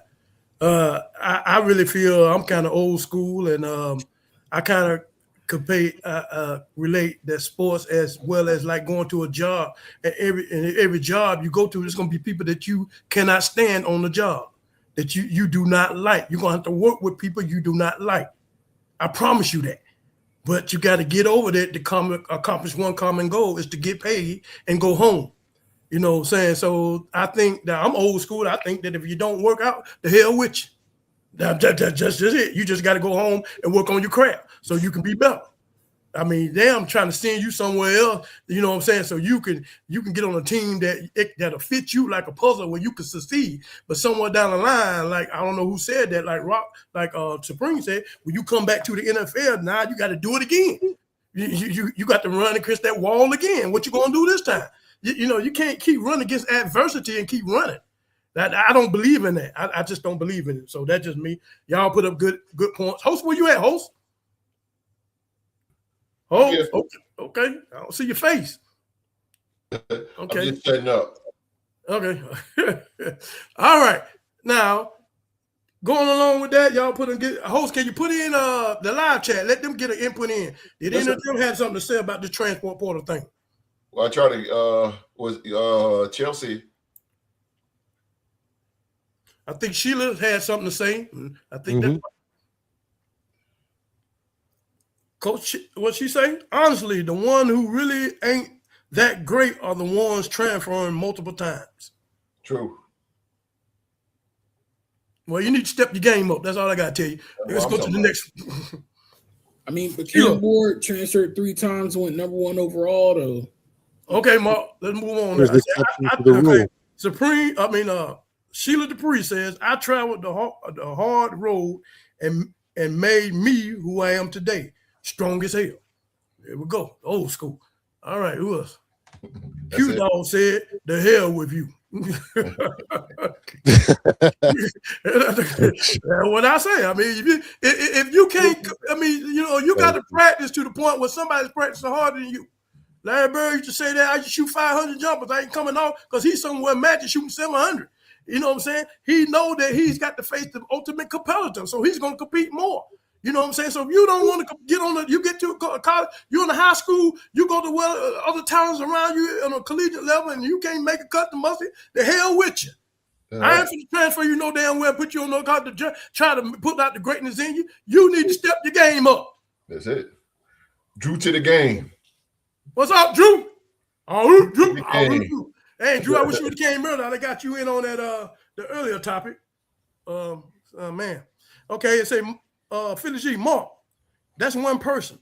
The reason they got taken was because they went somewhere they could finally shine. Mm-hmm. So who is he talking about, Mark? Mm-hmm. He could be talking about Baker Mayfield, or he could be talking about Cam Ward. Cam Ward, I think. Yeah, Cam Ward. Okay. There's plenty of examples. Okay, all right. Let's go. Let's go to the next one. You got another one, host? No, so that's it. All right. Thank y'all for chiming in on that particular subject of the NIL. We really do appreciate that. Can I add one last thing on the? Do you mind if I add one last thing on the NIL too? Go ahead, sir. Now, there's one thing like Mark, you were talking about, and I know that there's money involved right now, like, and we want to get these kids paid and whatnot. But then at this point, it turns into like, what's the point of having professional leagues if college kids can make a good money to the point where they can, invest it and be smart with it and end up right, Chelsea, doing something, like having a good steady life, so what it should be like, if everybody, like at the college level, everybody should get a shot, like it shouldn't be about who can make the team the most money or blah, blah, blah, all these things. Right. And like, we have to draw a line at some point, because we got professional sports for a reason. And if they're, getting paid like semi-pro athletes or pro athletes, like they're students, they should be focused on their education as well. And there should be some sort of line being drawn to that. So another reason why, yet, like I said, has to be super heavily regulated so it makes sense, or it just can't be a thing. And maybe that just means that some of these colleges and the universities, maybe something has to be put in place where the money that they make from merchandising goes to not just football, it goes to the school, to other sports, to the betterment of education, because they make millions, right? Like, did we forget there's students? They're there for an education. It should be first. I get they're really good athletes and stuff, and they have the potential to go pro. But I think the money kind of sours that aspect. So that's one aspect that I think we didn't really talk about. It does. Mark, do you want to counteract that, though? I do. I agree with Supreme. I think the issue isn't so much that they're getting money from their name, image, and likeness. I think it's the fact that we never set a salary cap on how much they can make. And in my opinion, just to sum it up real quick, there is no reason why DJ Lagway should be able to wash out of Florida and transfer to Baylor and still make enough money to be living off campus in a mansion when he's on his second school after washing out at Florida. That's where I think it's really gotten out of hand. Should I have enough money to live off of and eat off of as a college athlete? Yes. But should it be to the point where I'm literally in a $3.4 million house while I'm a college student? Hell no. That's what I'm saying. That's where we really got messed up. We should have enabled this or put a salary cap on it so you don't have situations like this. Or to the point where you're paying a quarterback $6 million for him to go gamble and then never play it down to football for you. But I digress. That's what I'm saying. Okay. Now he's in the The focus should be different. It should be their education, and everybody should get a chance to play and shine. Okay, gentlemen. Okay, we're gonna move on. Chelsea put one in the comment there. Host, can you pop it up so we can read it?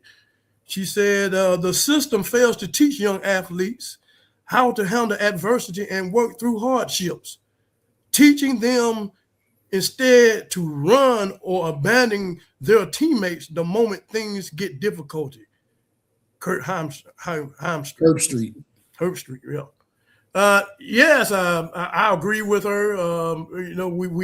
I think what we're doing now, we're still following from the roots of, sports as a kid. We're still doing the pampering type of thing. And I really feel that, and we're translating this as they get older, we want to feel the sorrowness and want to help them out and get, but we push away the word of persevering and hard work. We're pushing that word away. We really are pushing that word away so that we can make every athlete a great athlete. Every athlete can't be a great athlete. Some work harder than others. And so, but that's on you if you don't want to work hard and grind, and be on a certain level, you know what I'm saying? We don't want to continue to just pass you by and put money in your pocket. You know what I'm saying? I mean, I just think this thing done got out of hand with the NIL.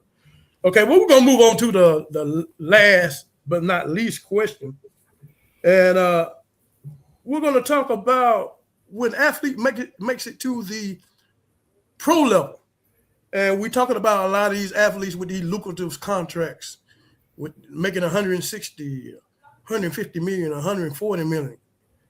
And we see that a lot of these guys, to me, they're held to a certain accountability because of the money that you make. And a lot of owners out there really are not getting the best bang for their buck. And let me quote some things that I put down. We have dedication arguments and balance arguments. There's a dedication and a balance. Some people believe in a dedication. Some believe in a balance when it comes to a professional athlete. Most of your athletes in the NFL, you have a 3 to 4 year window while you are at the prime of your professional career, but to the beginning until you falter. So you have like a 3 or 4 year window. NBA is a little longer, or 4 to 5, depending on the athlete. But that's just about the average of, an athlete in their prime. The dedication argument is that your health condition, you work on your health and your physical maintenance and your nutrition. Your performance expectation. Those who've given these massive contracts, you are fatigued by scrutiny, fans, and the media. They expect a certain level of you for the investment that they put in you. On the balance side, we have ownership should treat their players' contract as business asset and commodities. Players treated as if their professionalism is not their sole purpose in life. So I want to know, host posed the question.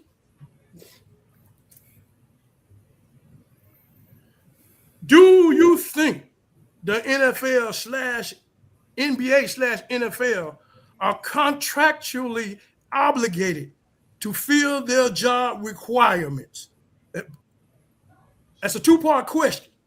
Or do you believe in dedication, or do you believe in play and a balance for your players of your team? This is all of y'all. Y'all are general owners of a team. Y'all are general owners of a team, and everybody in the live chat. This is the question for y'all.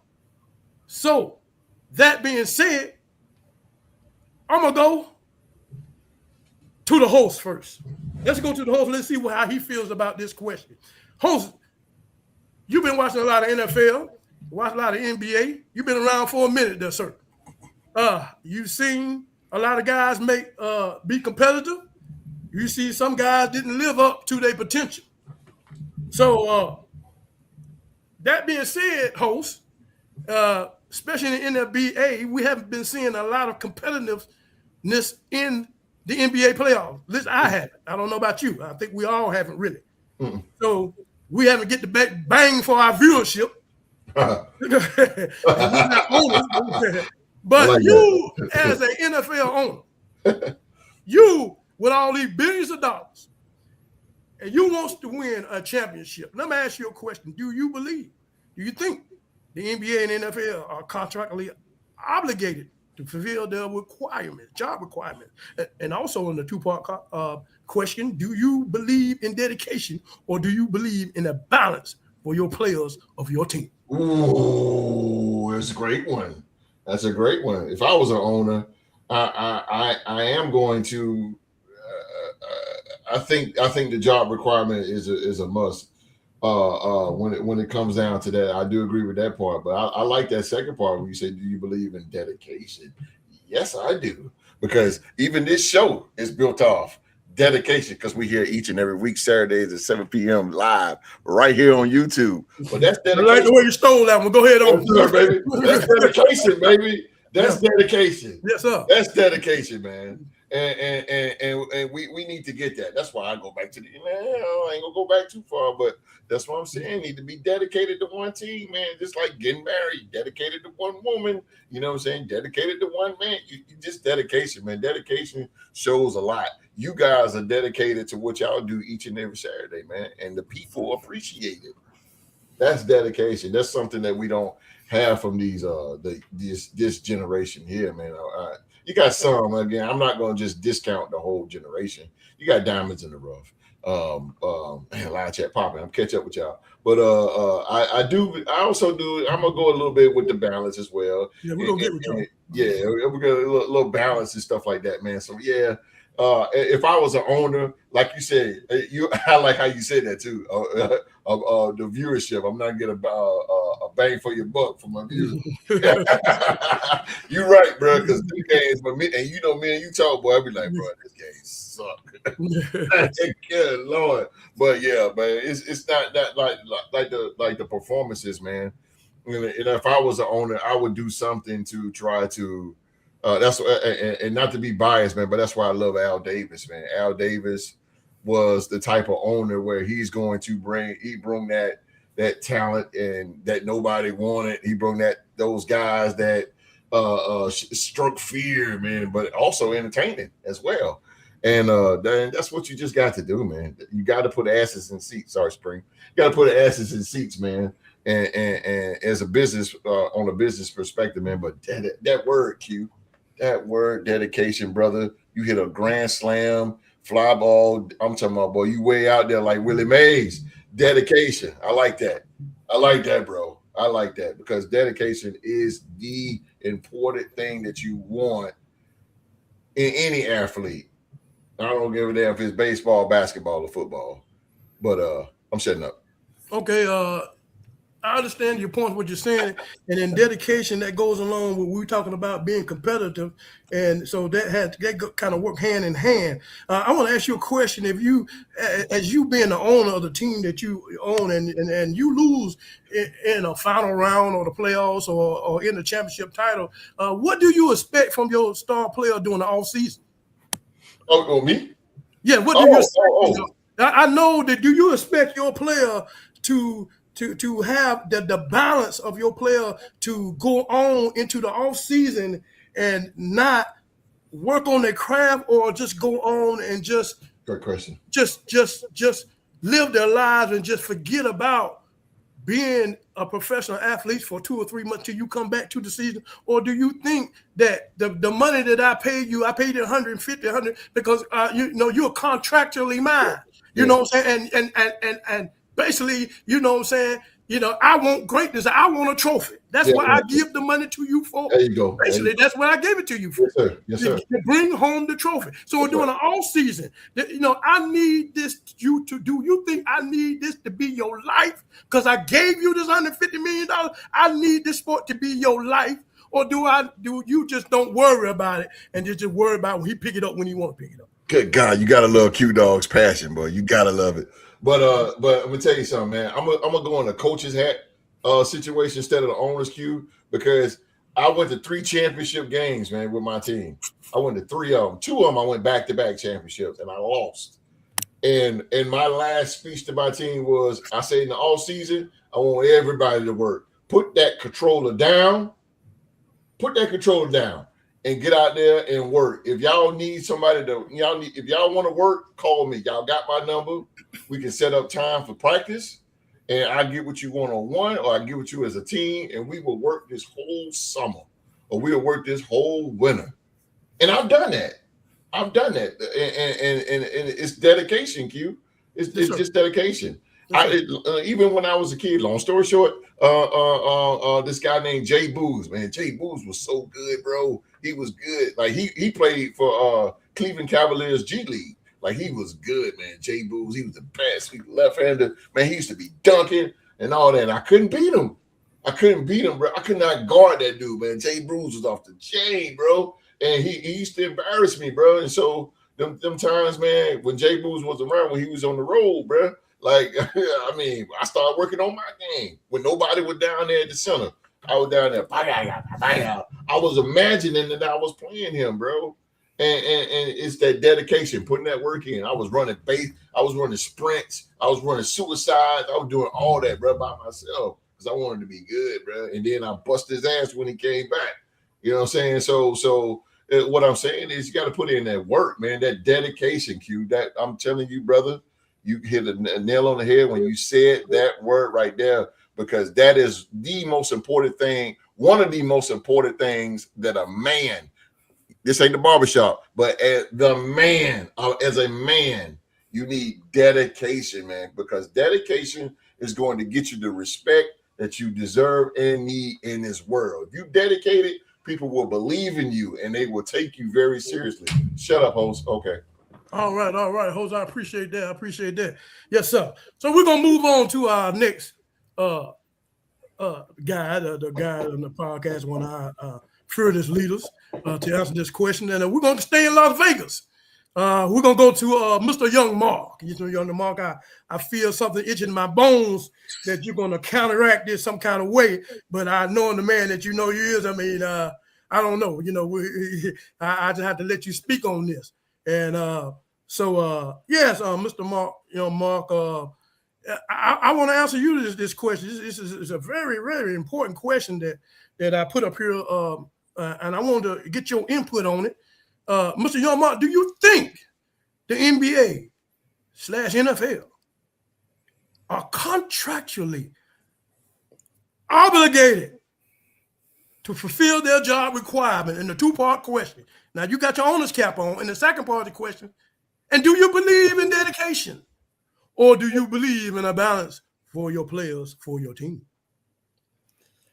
I think that professional athletes are contractually obligated to fill their job requirements, but they don't always do it. One of the things that I hate to see, especially in football, is a dude will have like 2 or 3 years left on his contract, and he's already going to the team asking for an extension or holding out, trying to get more money. It's like your contract doesn't end until 2028, 2029. We're in 2026. What are you worrying about this for? Like, you should be worrying about the team and trying to help us succeed and win a championship, not your pockets in that situation. But at the same time, I also understand that the risk that dudes are taking, just even practicing, not to throw shade, this isn't shade at all, but I think about how much money Teddy Bridgewater lost out on just by going to practice and getting hurt that Facts. one season. So I think there needs to be a balance. And there's one thing that host said that I don't disagree with it, but I want to add on to it. You have to work hard, but you also have to play hard. People always talk about the work that you put in to achieve greatness and to achieve a certain level of greatness as an athlete, but you also have to recover and invest in your recovery as well.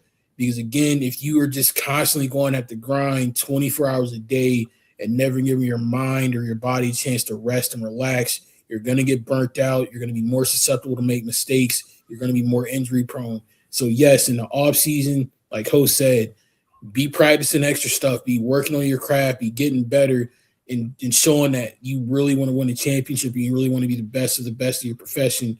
But also make sure you're dedicating equal time to your body, to your rest, to your recovery, to your relaxation, to your mental health. So that way you can be a completely and full athlete, or in the case of being a man, be a full and better person. It's much easier to be a consistent leader, to be a man, or to be a father, to be a brother, or whatever, if you are 100%. And being 100% means adding muscle and working out in the gym. And it also means taking a cold shower and getting something to eat when you get home. So I think that's the real balance. But in terms of striking a balance between business and personal, like being an owner in that 2-part question, I think the greatest example of that is not to get off topic, but Rockstar Rock, the owner of his football team, the Jaguars, his son is also the owner of All Elite Wrestling, a big wrestling company. And you always hear stories out of All Elite Wrestling about the owner, Tony Khan, being a man of the people and doing all these extra things for his wrestlers and treating them less like contracted employees and more like human beings, investing in like their catering, their hotels, their mental health, giving people time off when they need it for personal reasons or for health reasons. So in return, when he's nice to his wrestlers, they go out there and they give him one hell of a show every single week. It's one of the reasons why, in my opinion, AEW is the best wrestling company in the world. No plug, no advertisement. But when you treat people with respect, when you treat them kindness, and when you take care of them, they will in turn give you everything that they got, and everybody will win in that situation. So I definitely think you have to be able to strike the balance between business and personal. If I'm going to treat you good off the field, I don't need you to become Albert Hainsworth to me when it's time to negotiate a contract. I agree with that. That's a good Albert Hainsworth, the perfect example. Yeah.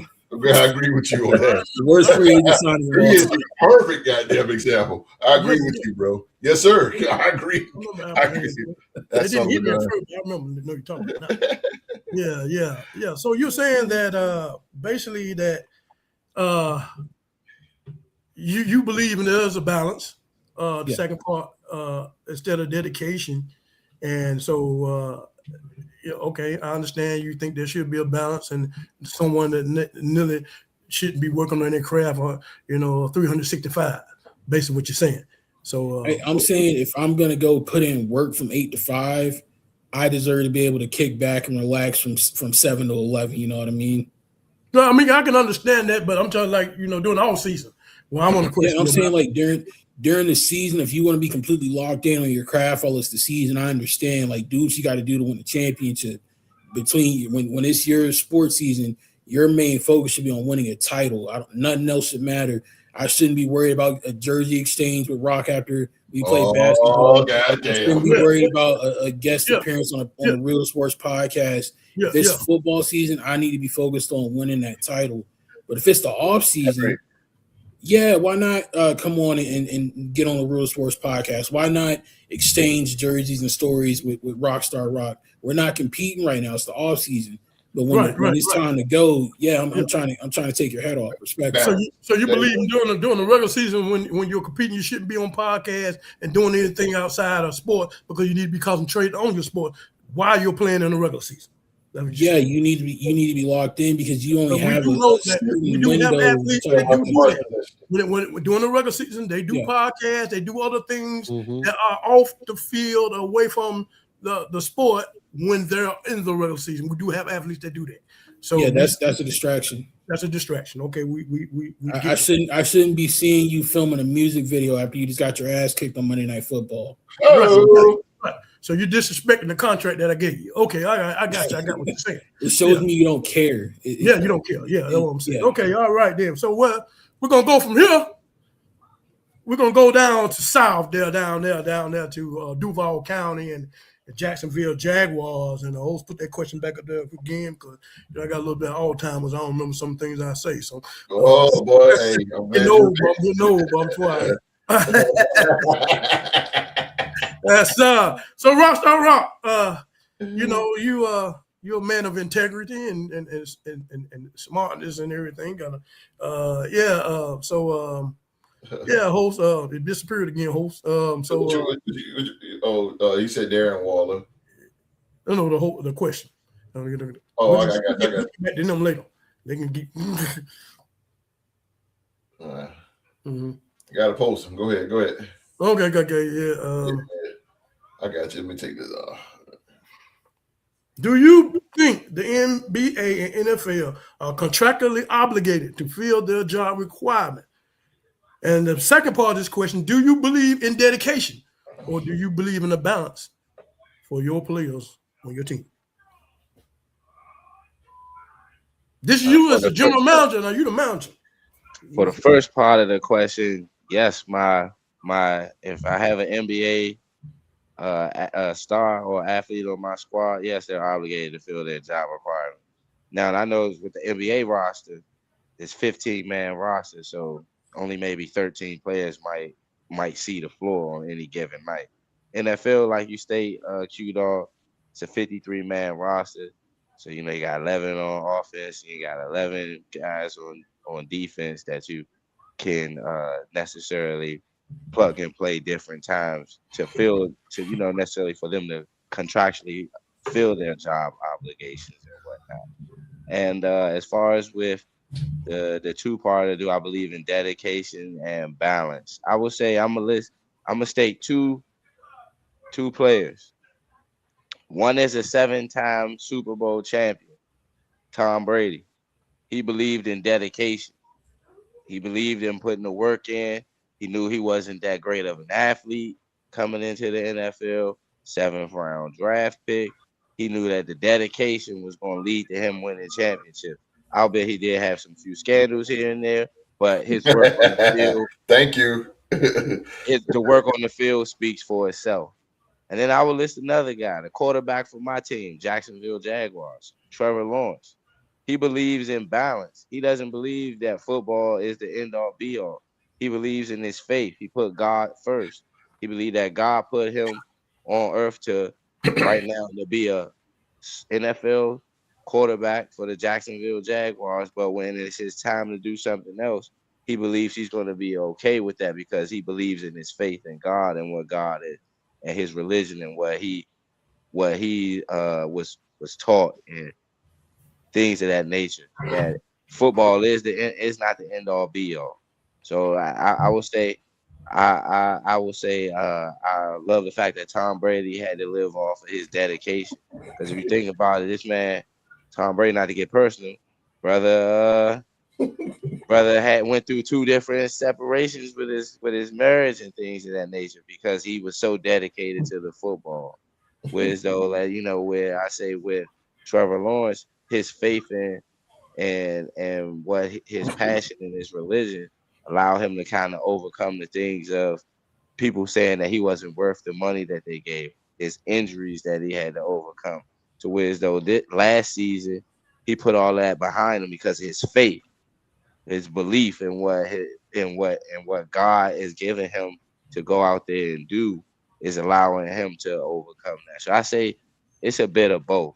You can have a guy that's going to be dedicated, and you can also have a guy that puts his faith first, and let God do the work for him out there on the field, and give him the strength that he know he needs to do to perform. So I said kind of go hand in hand though, as far as having a guy that's dedicated and also having a guy that's balanced. Because if you think about it, everybody that says things about Tom Brady as him being a great teammate, they also say he was a bit of a a-hole because of that dedication. The same as with Michael Jordan, same as with Kobe Bryant. Their teammates say these guys were so dedicated. Like Kobe Bryant, the night that Shaquille O'Neal won his 4th NBA championship, he went to the gym and started shooting. He starts putting up shots.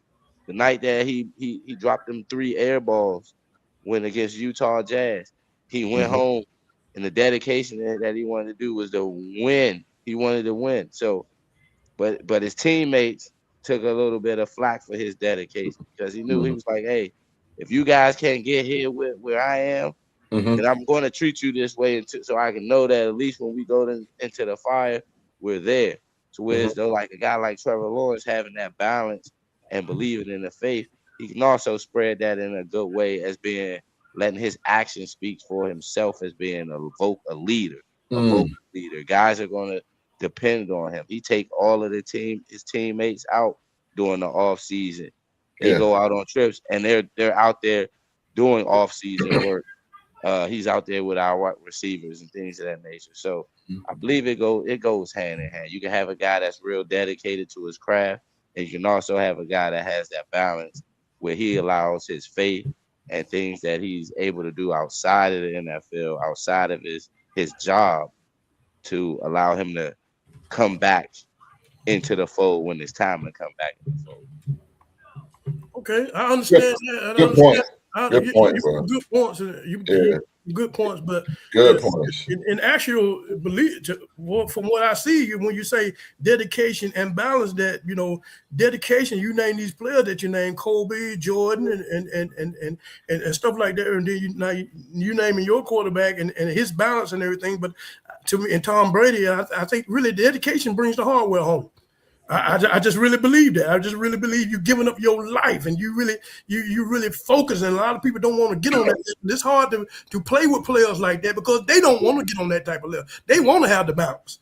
And so, but you see that the type of players they are and how great they are because of what they put in, and what they put in. And so the results that you're going to get out. So that's the difference I see.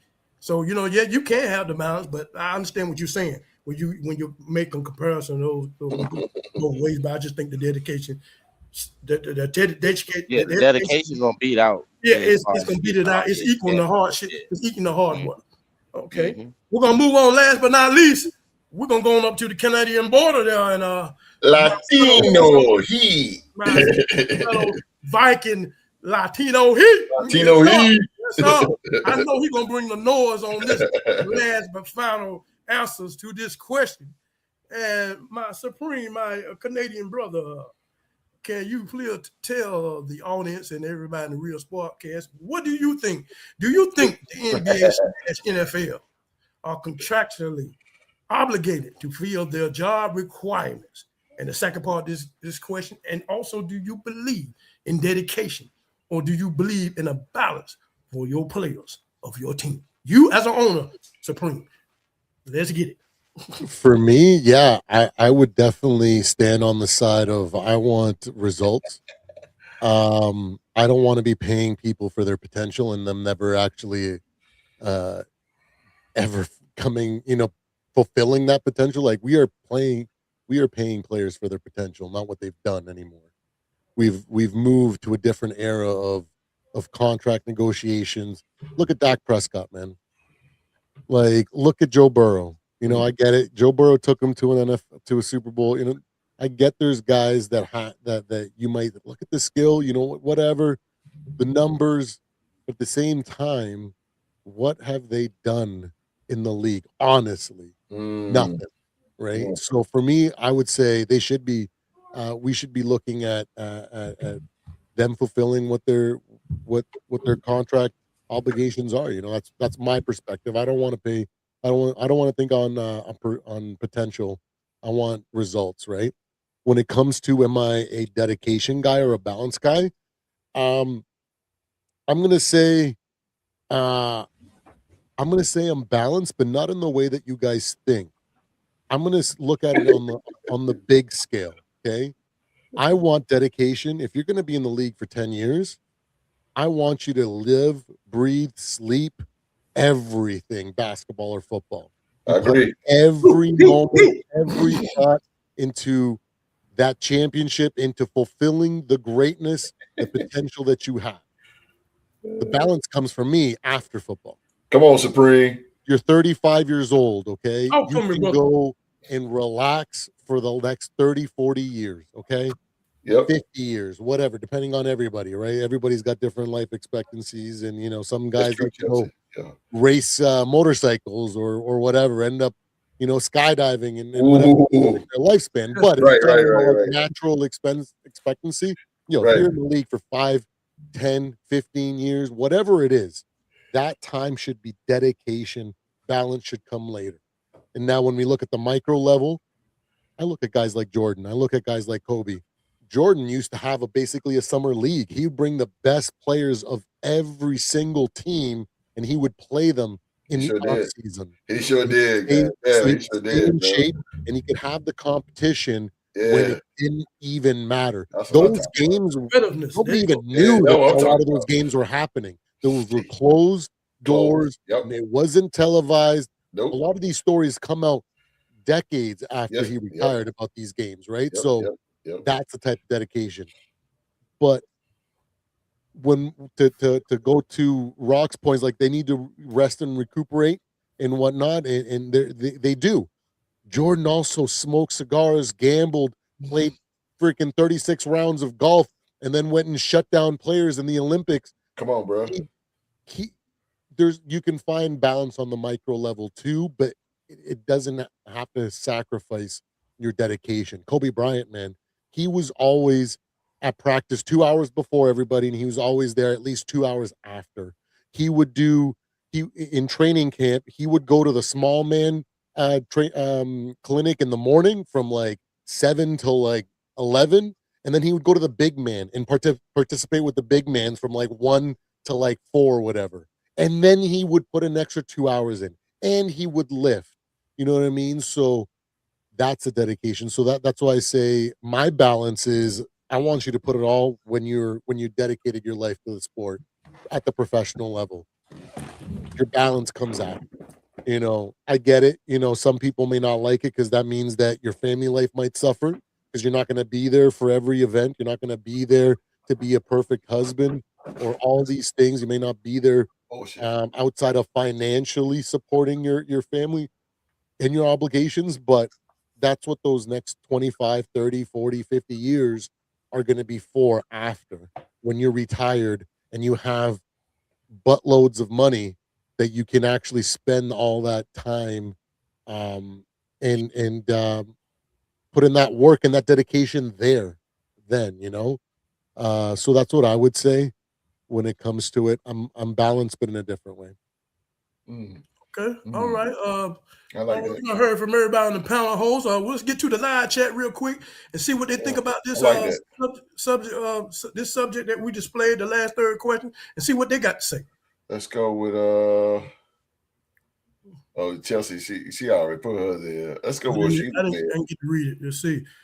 She to say retired Navy here, and yes, I was obligated to give my all, but also dedicated enough to give all that is in me to my country. Same as pro ball. Yeah, that's true. Same.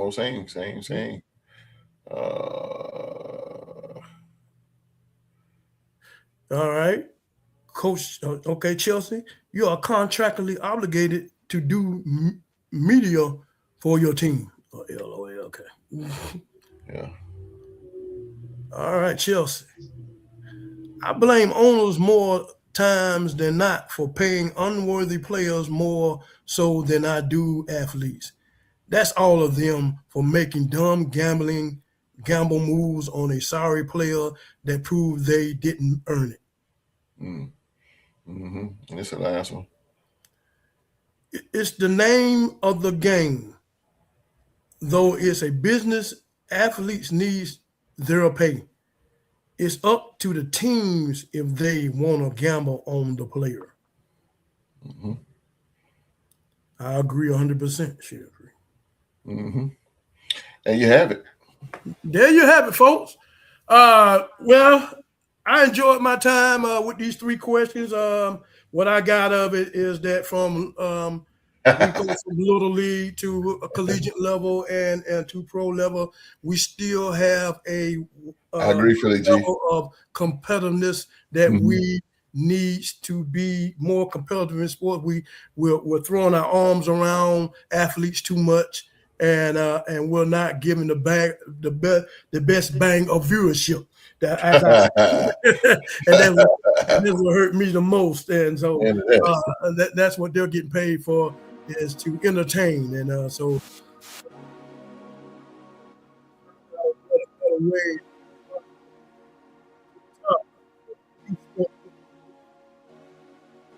a way of getting athletes and future athletes more competitive.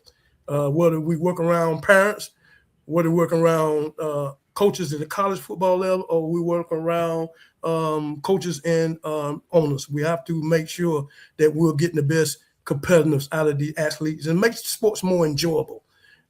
So that's it for me. I was glad to be able to do the host, and I hope I did a good job to y'all. And I love each and every last one of you guys on this show, dear to my heart. I do. You know what I'm saying? And I'm glad we was able to sit down and share this wonderful topic. And all y'all put in great input, like y'all intelligent minds do. Yes, sir. All right, man. Oh, Q. We did it. You did it. Ah! You did it, man. Yeah. A whole week's preparation, bro. You did it. It was my honor, host. My honor. Yes, sir, man. Same to you, Philly G. Same to you. Same to you, Philly G, man. Same to you, Philly G. Bro. Miss you, bro. Thanks for coming out, Cal. Good show. Yeah, man. Good show. All right. Yes, sir. Yes. Glad you enjoyed it, my brother. Come on back. We got more for you. Bro. It's just the topping of the iceberg. Come on back, baby. I'm telling you, man. It's good, man. It's good. Q-Dog, once again, man. I'll tell you, bro. It's good. It's good, bro. Good show, man. Good. Thank you, host. I appreciate that, bro. Man. Yeah, you did a good job, bro. Thank you, sir. And I ain't just talking because I got lips. I appreciate you, Mark. I ain't heard nothing from you, but I appreciate you. Q-Dog brought it tonight, man. Them we're definitely on one tonight. The host called me Barbara. That might be Diane Sawyer right there. He said Diane Sawyer, bro. Mark, that's Supreme. Hey, Mark, you got that's Supreme. That's what that G, second one, baby. You need to try it. That's that Kool-Aid do for you. Give me some when I get off. Give me some when I get off. Woohoo, boy. That purple stuff, Mark. Hey, Rock, which purple team won the chip first? My Hornets or his Vikings? Probably the Vikings. Yeah, man. We have way more potential at this point. I think the Vikings. You really make Philly G, baby girl, 1 year old, June 6th. On the win-loss record. That's what's up, baby. You're gonna do something. Oh, her birthday 2 days after mine. That's what's up. Yeah, birthday. Yeah, June. All right, Philly G. Happy belated birthday, Philly G. Hey, 1 down and 17 to go, bro.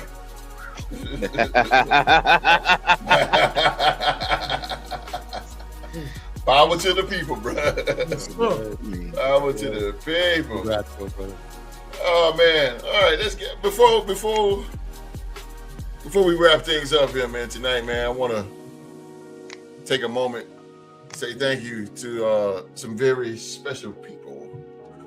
I'm talking about the Real Sports podcast panel, man.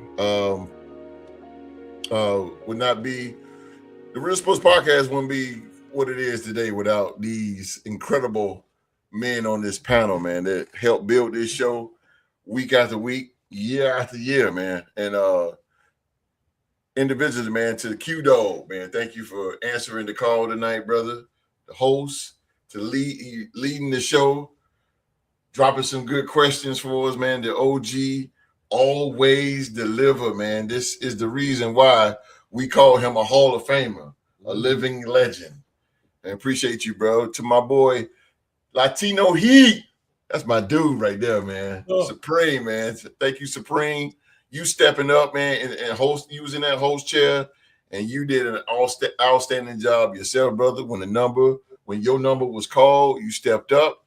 You bring the passion, you bring the energy, you bring the love for sports, man, that the audience appreciate every single week, man. Appreciate you, man.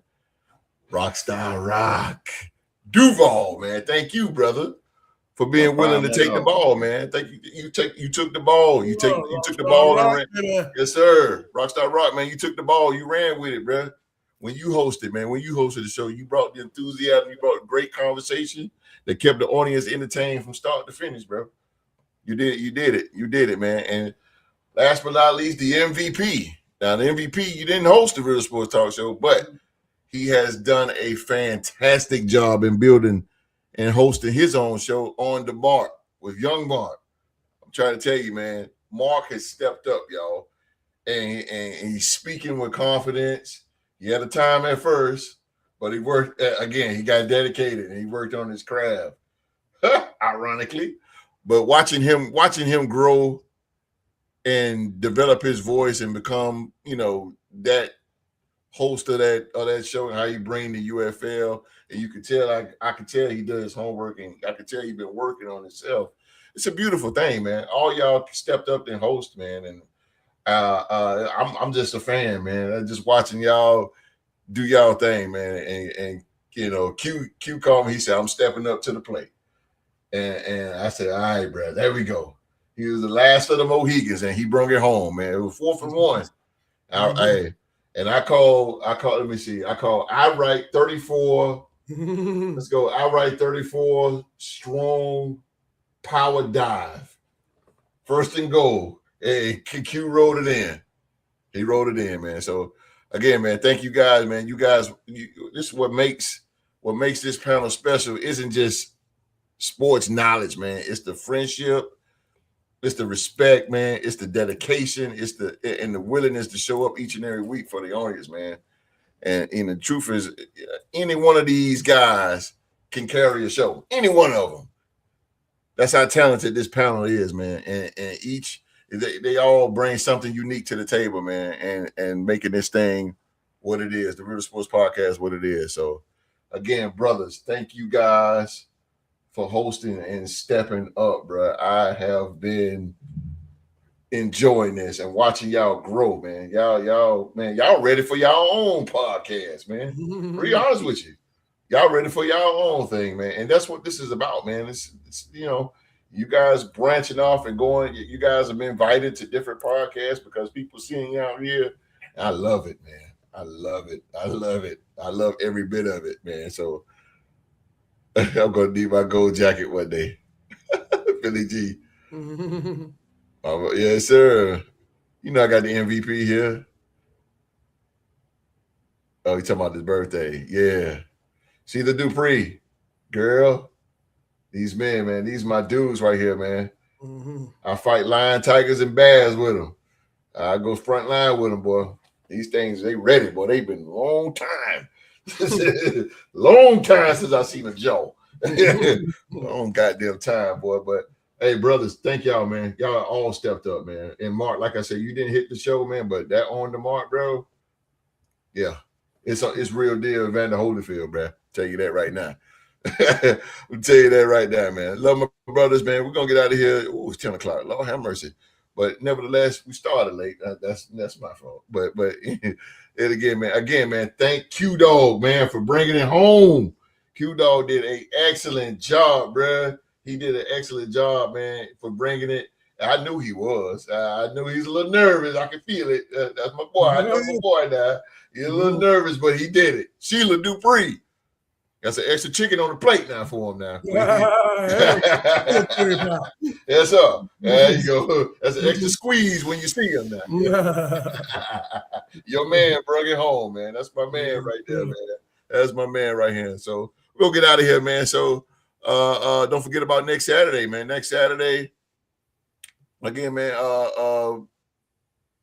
Next Saturday we'll be here, same old time, same Real Sports time, same Real Sports channel, 7 p.m. live right here on YouTube, man. Thank you guys for watching. Thank you guys for watching Q Dog do his thickety thing, man. And again, we'll see y'all Saturday, 7 p.m. live right here on YouTube, man. It is Father's Day tomorrow. Happy Father's Day to all the fathers out there, man. Happy Father's Day. Happy Father's Day to mine up there. Happy Father's Day to the dog, Rockstar Rock, and Supreme and Mark. You are very lucky. Stay lucky. Until then, man, everybody around the world, man, please be safe and stay safe. And that's an order.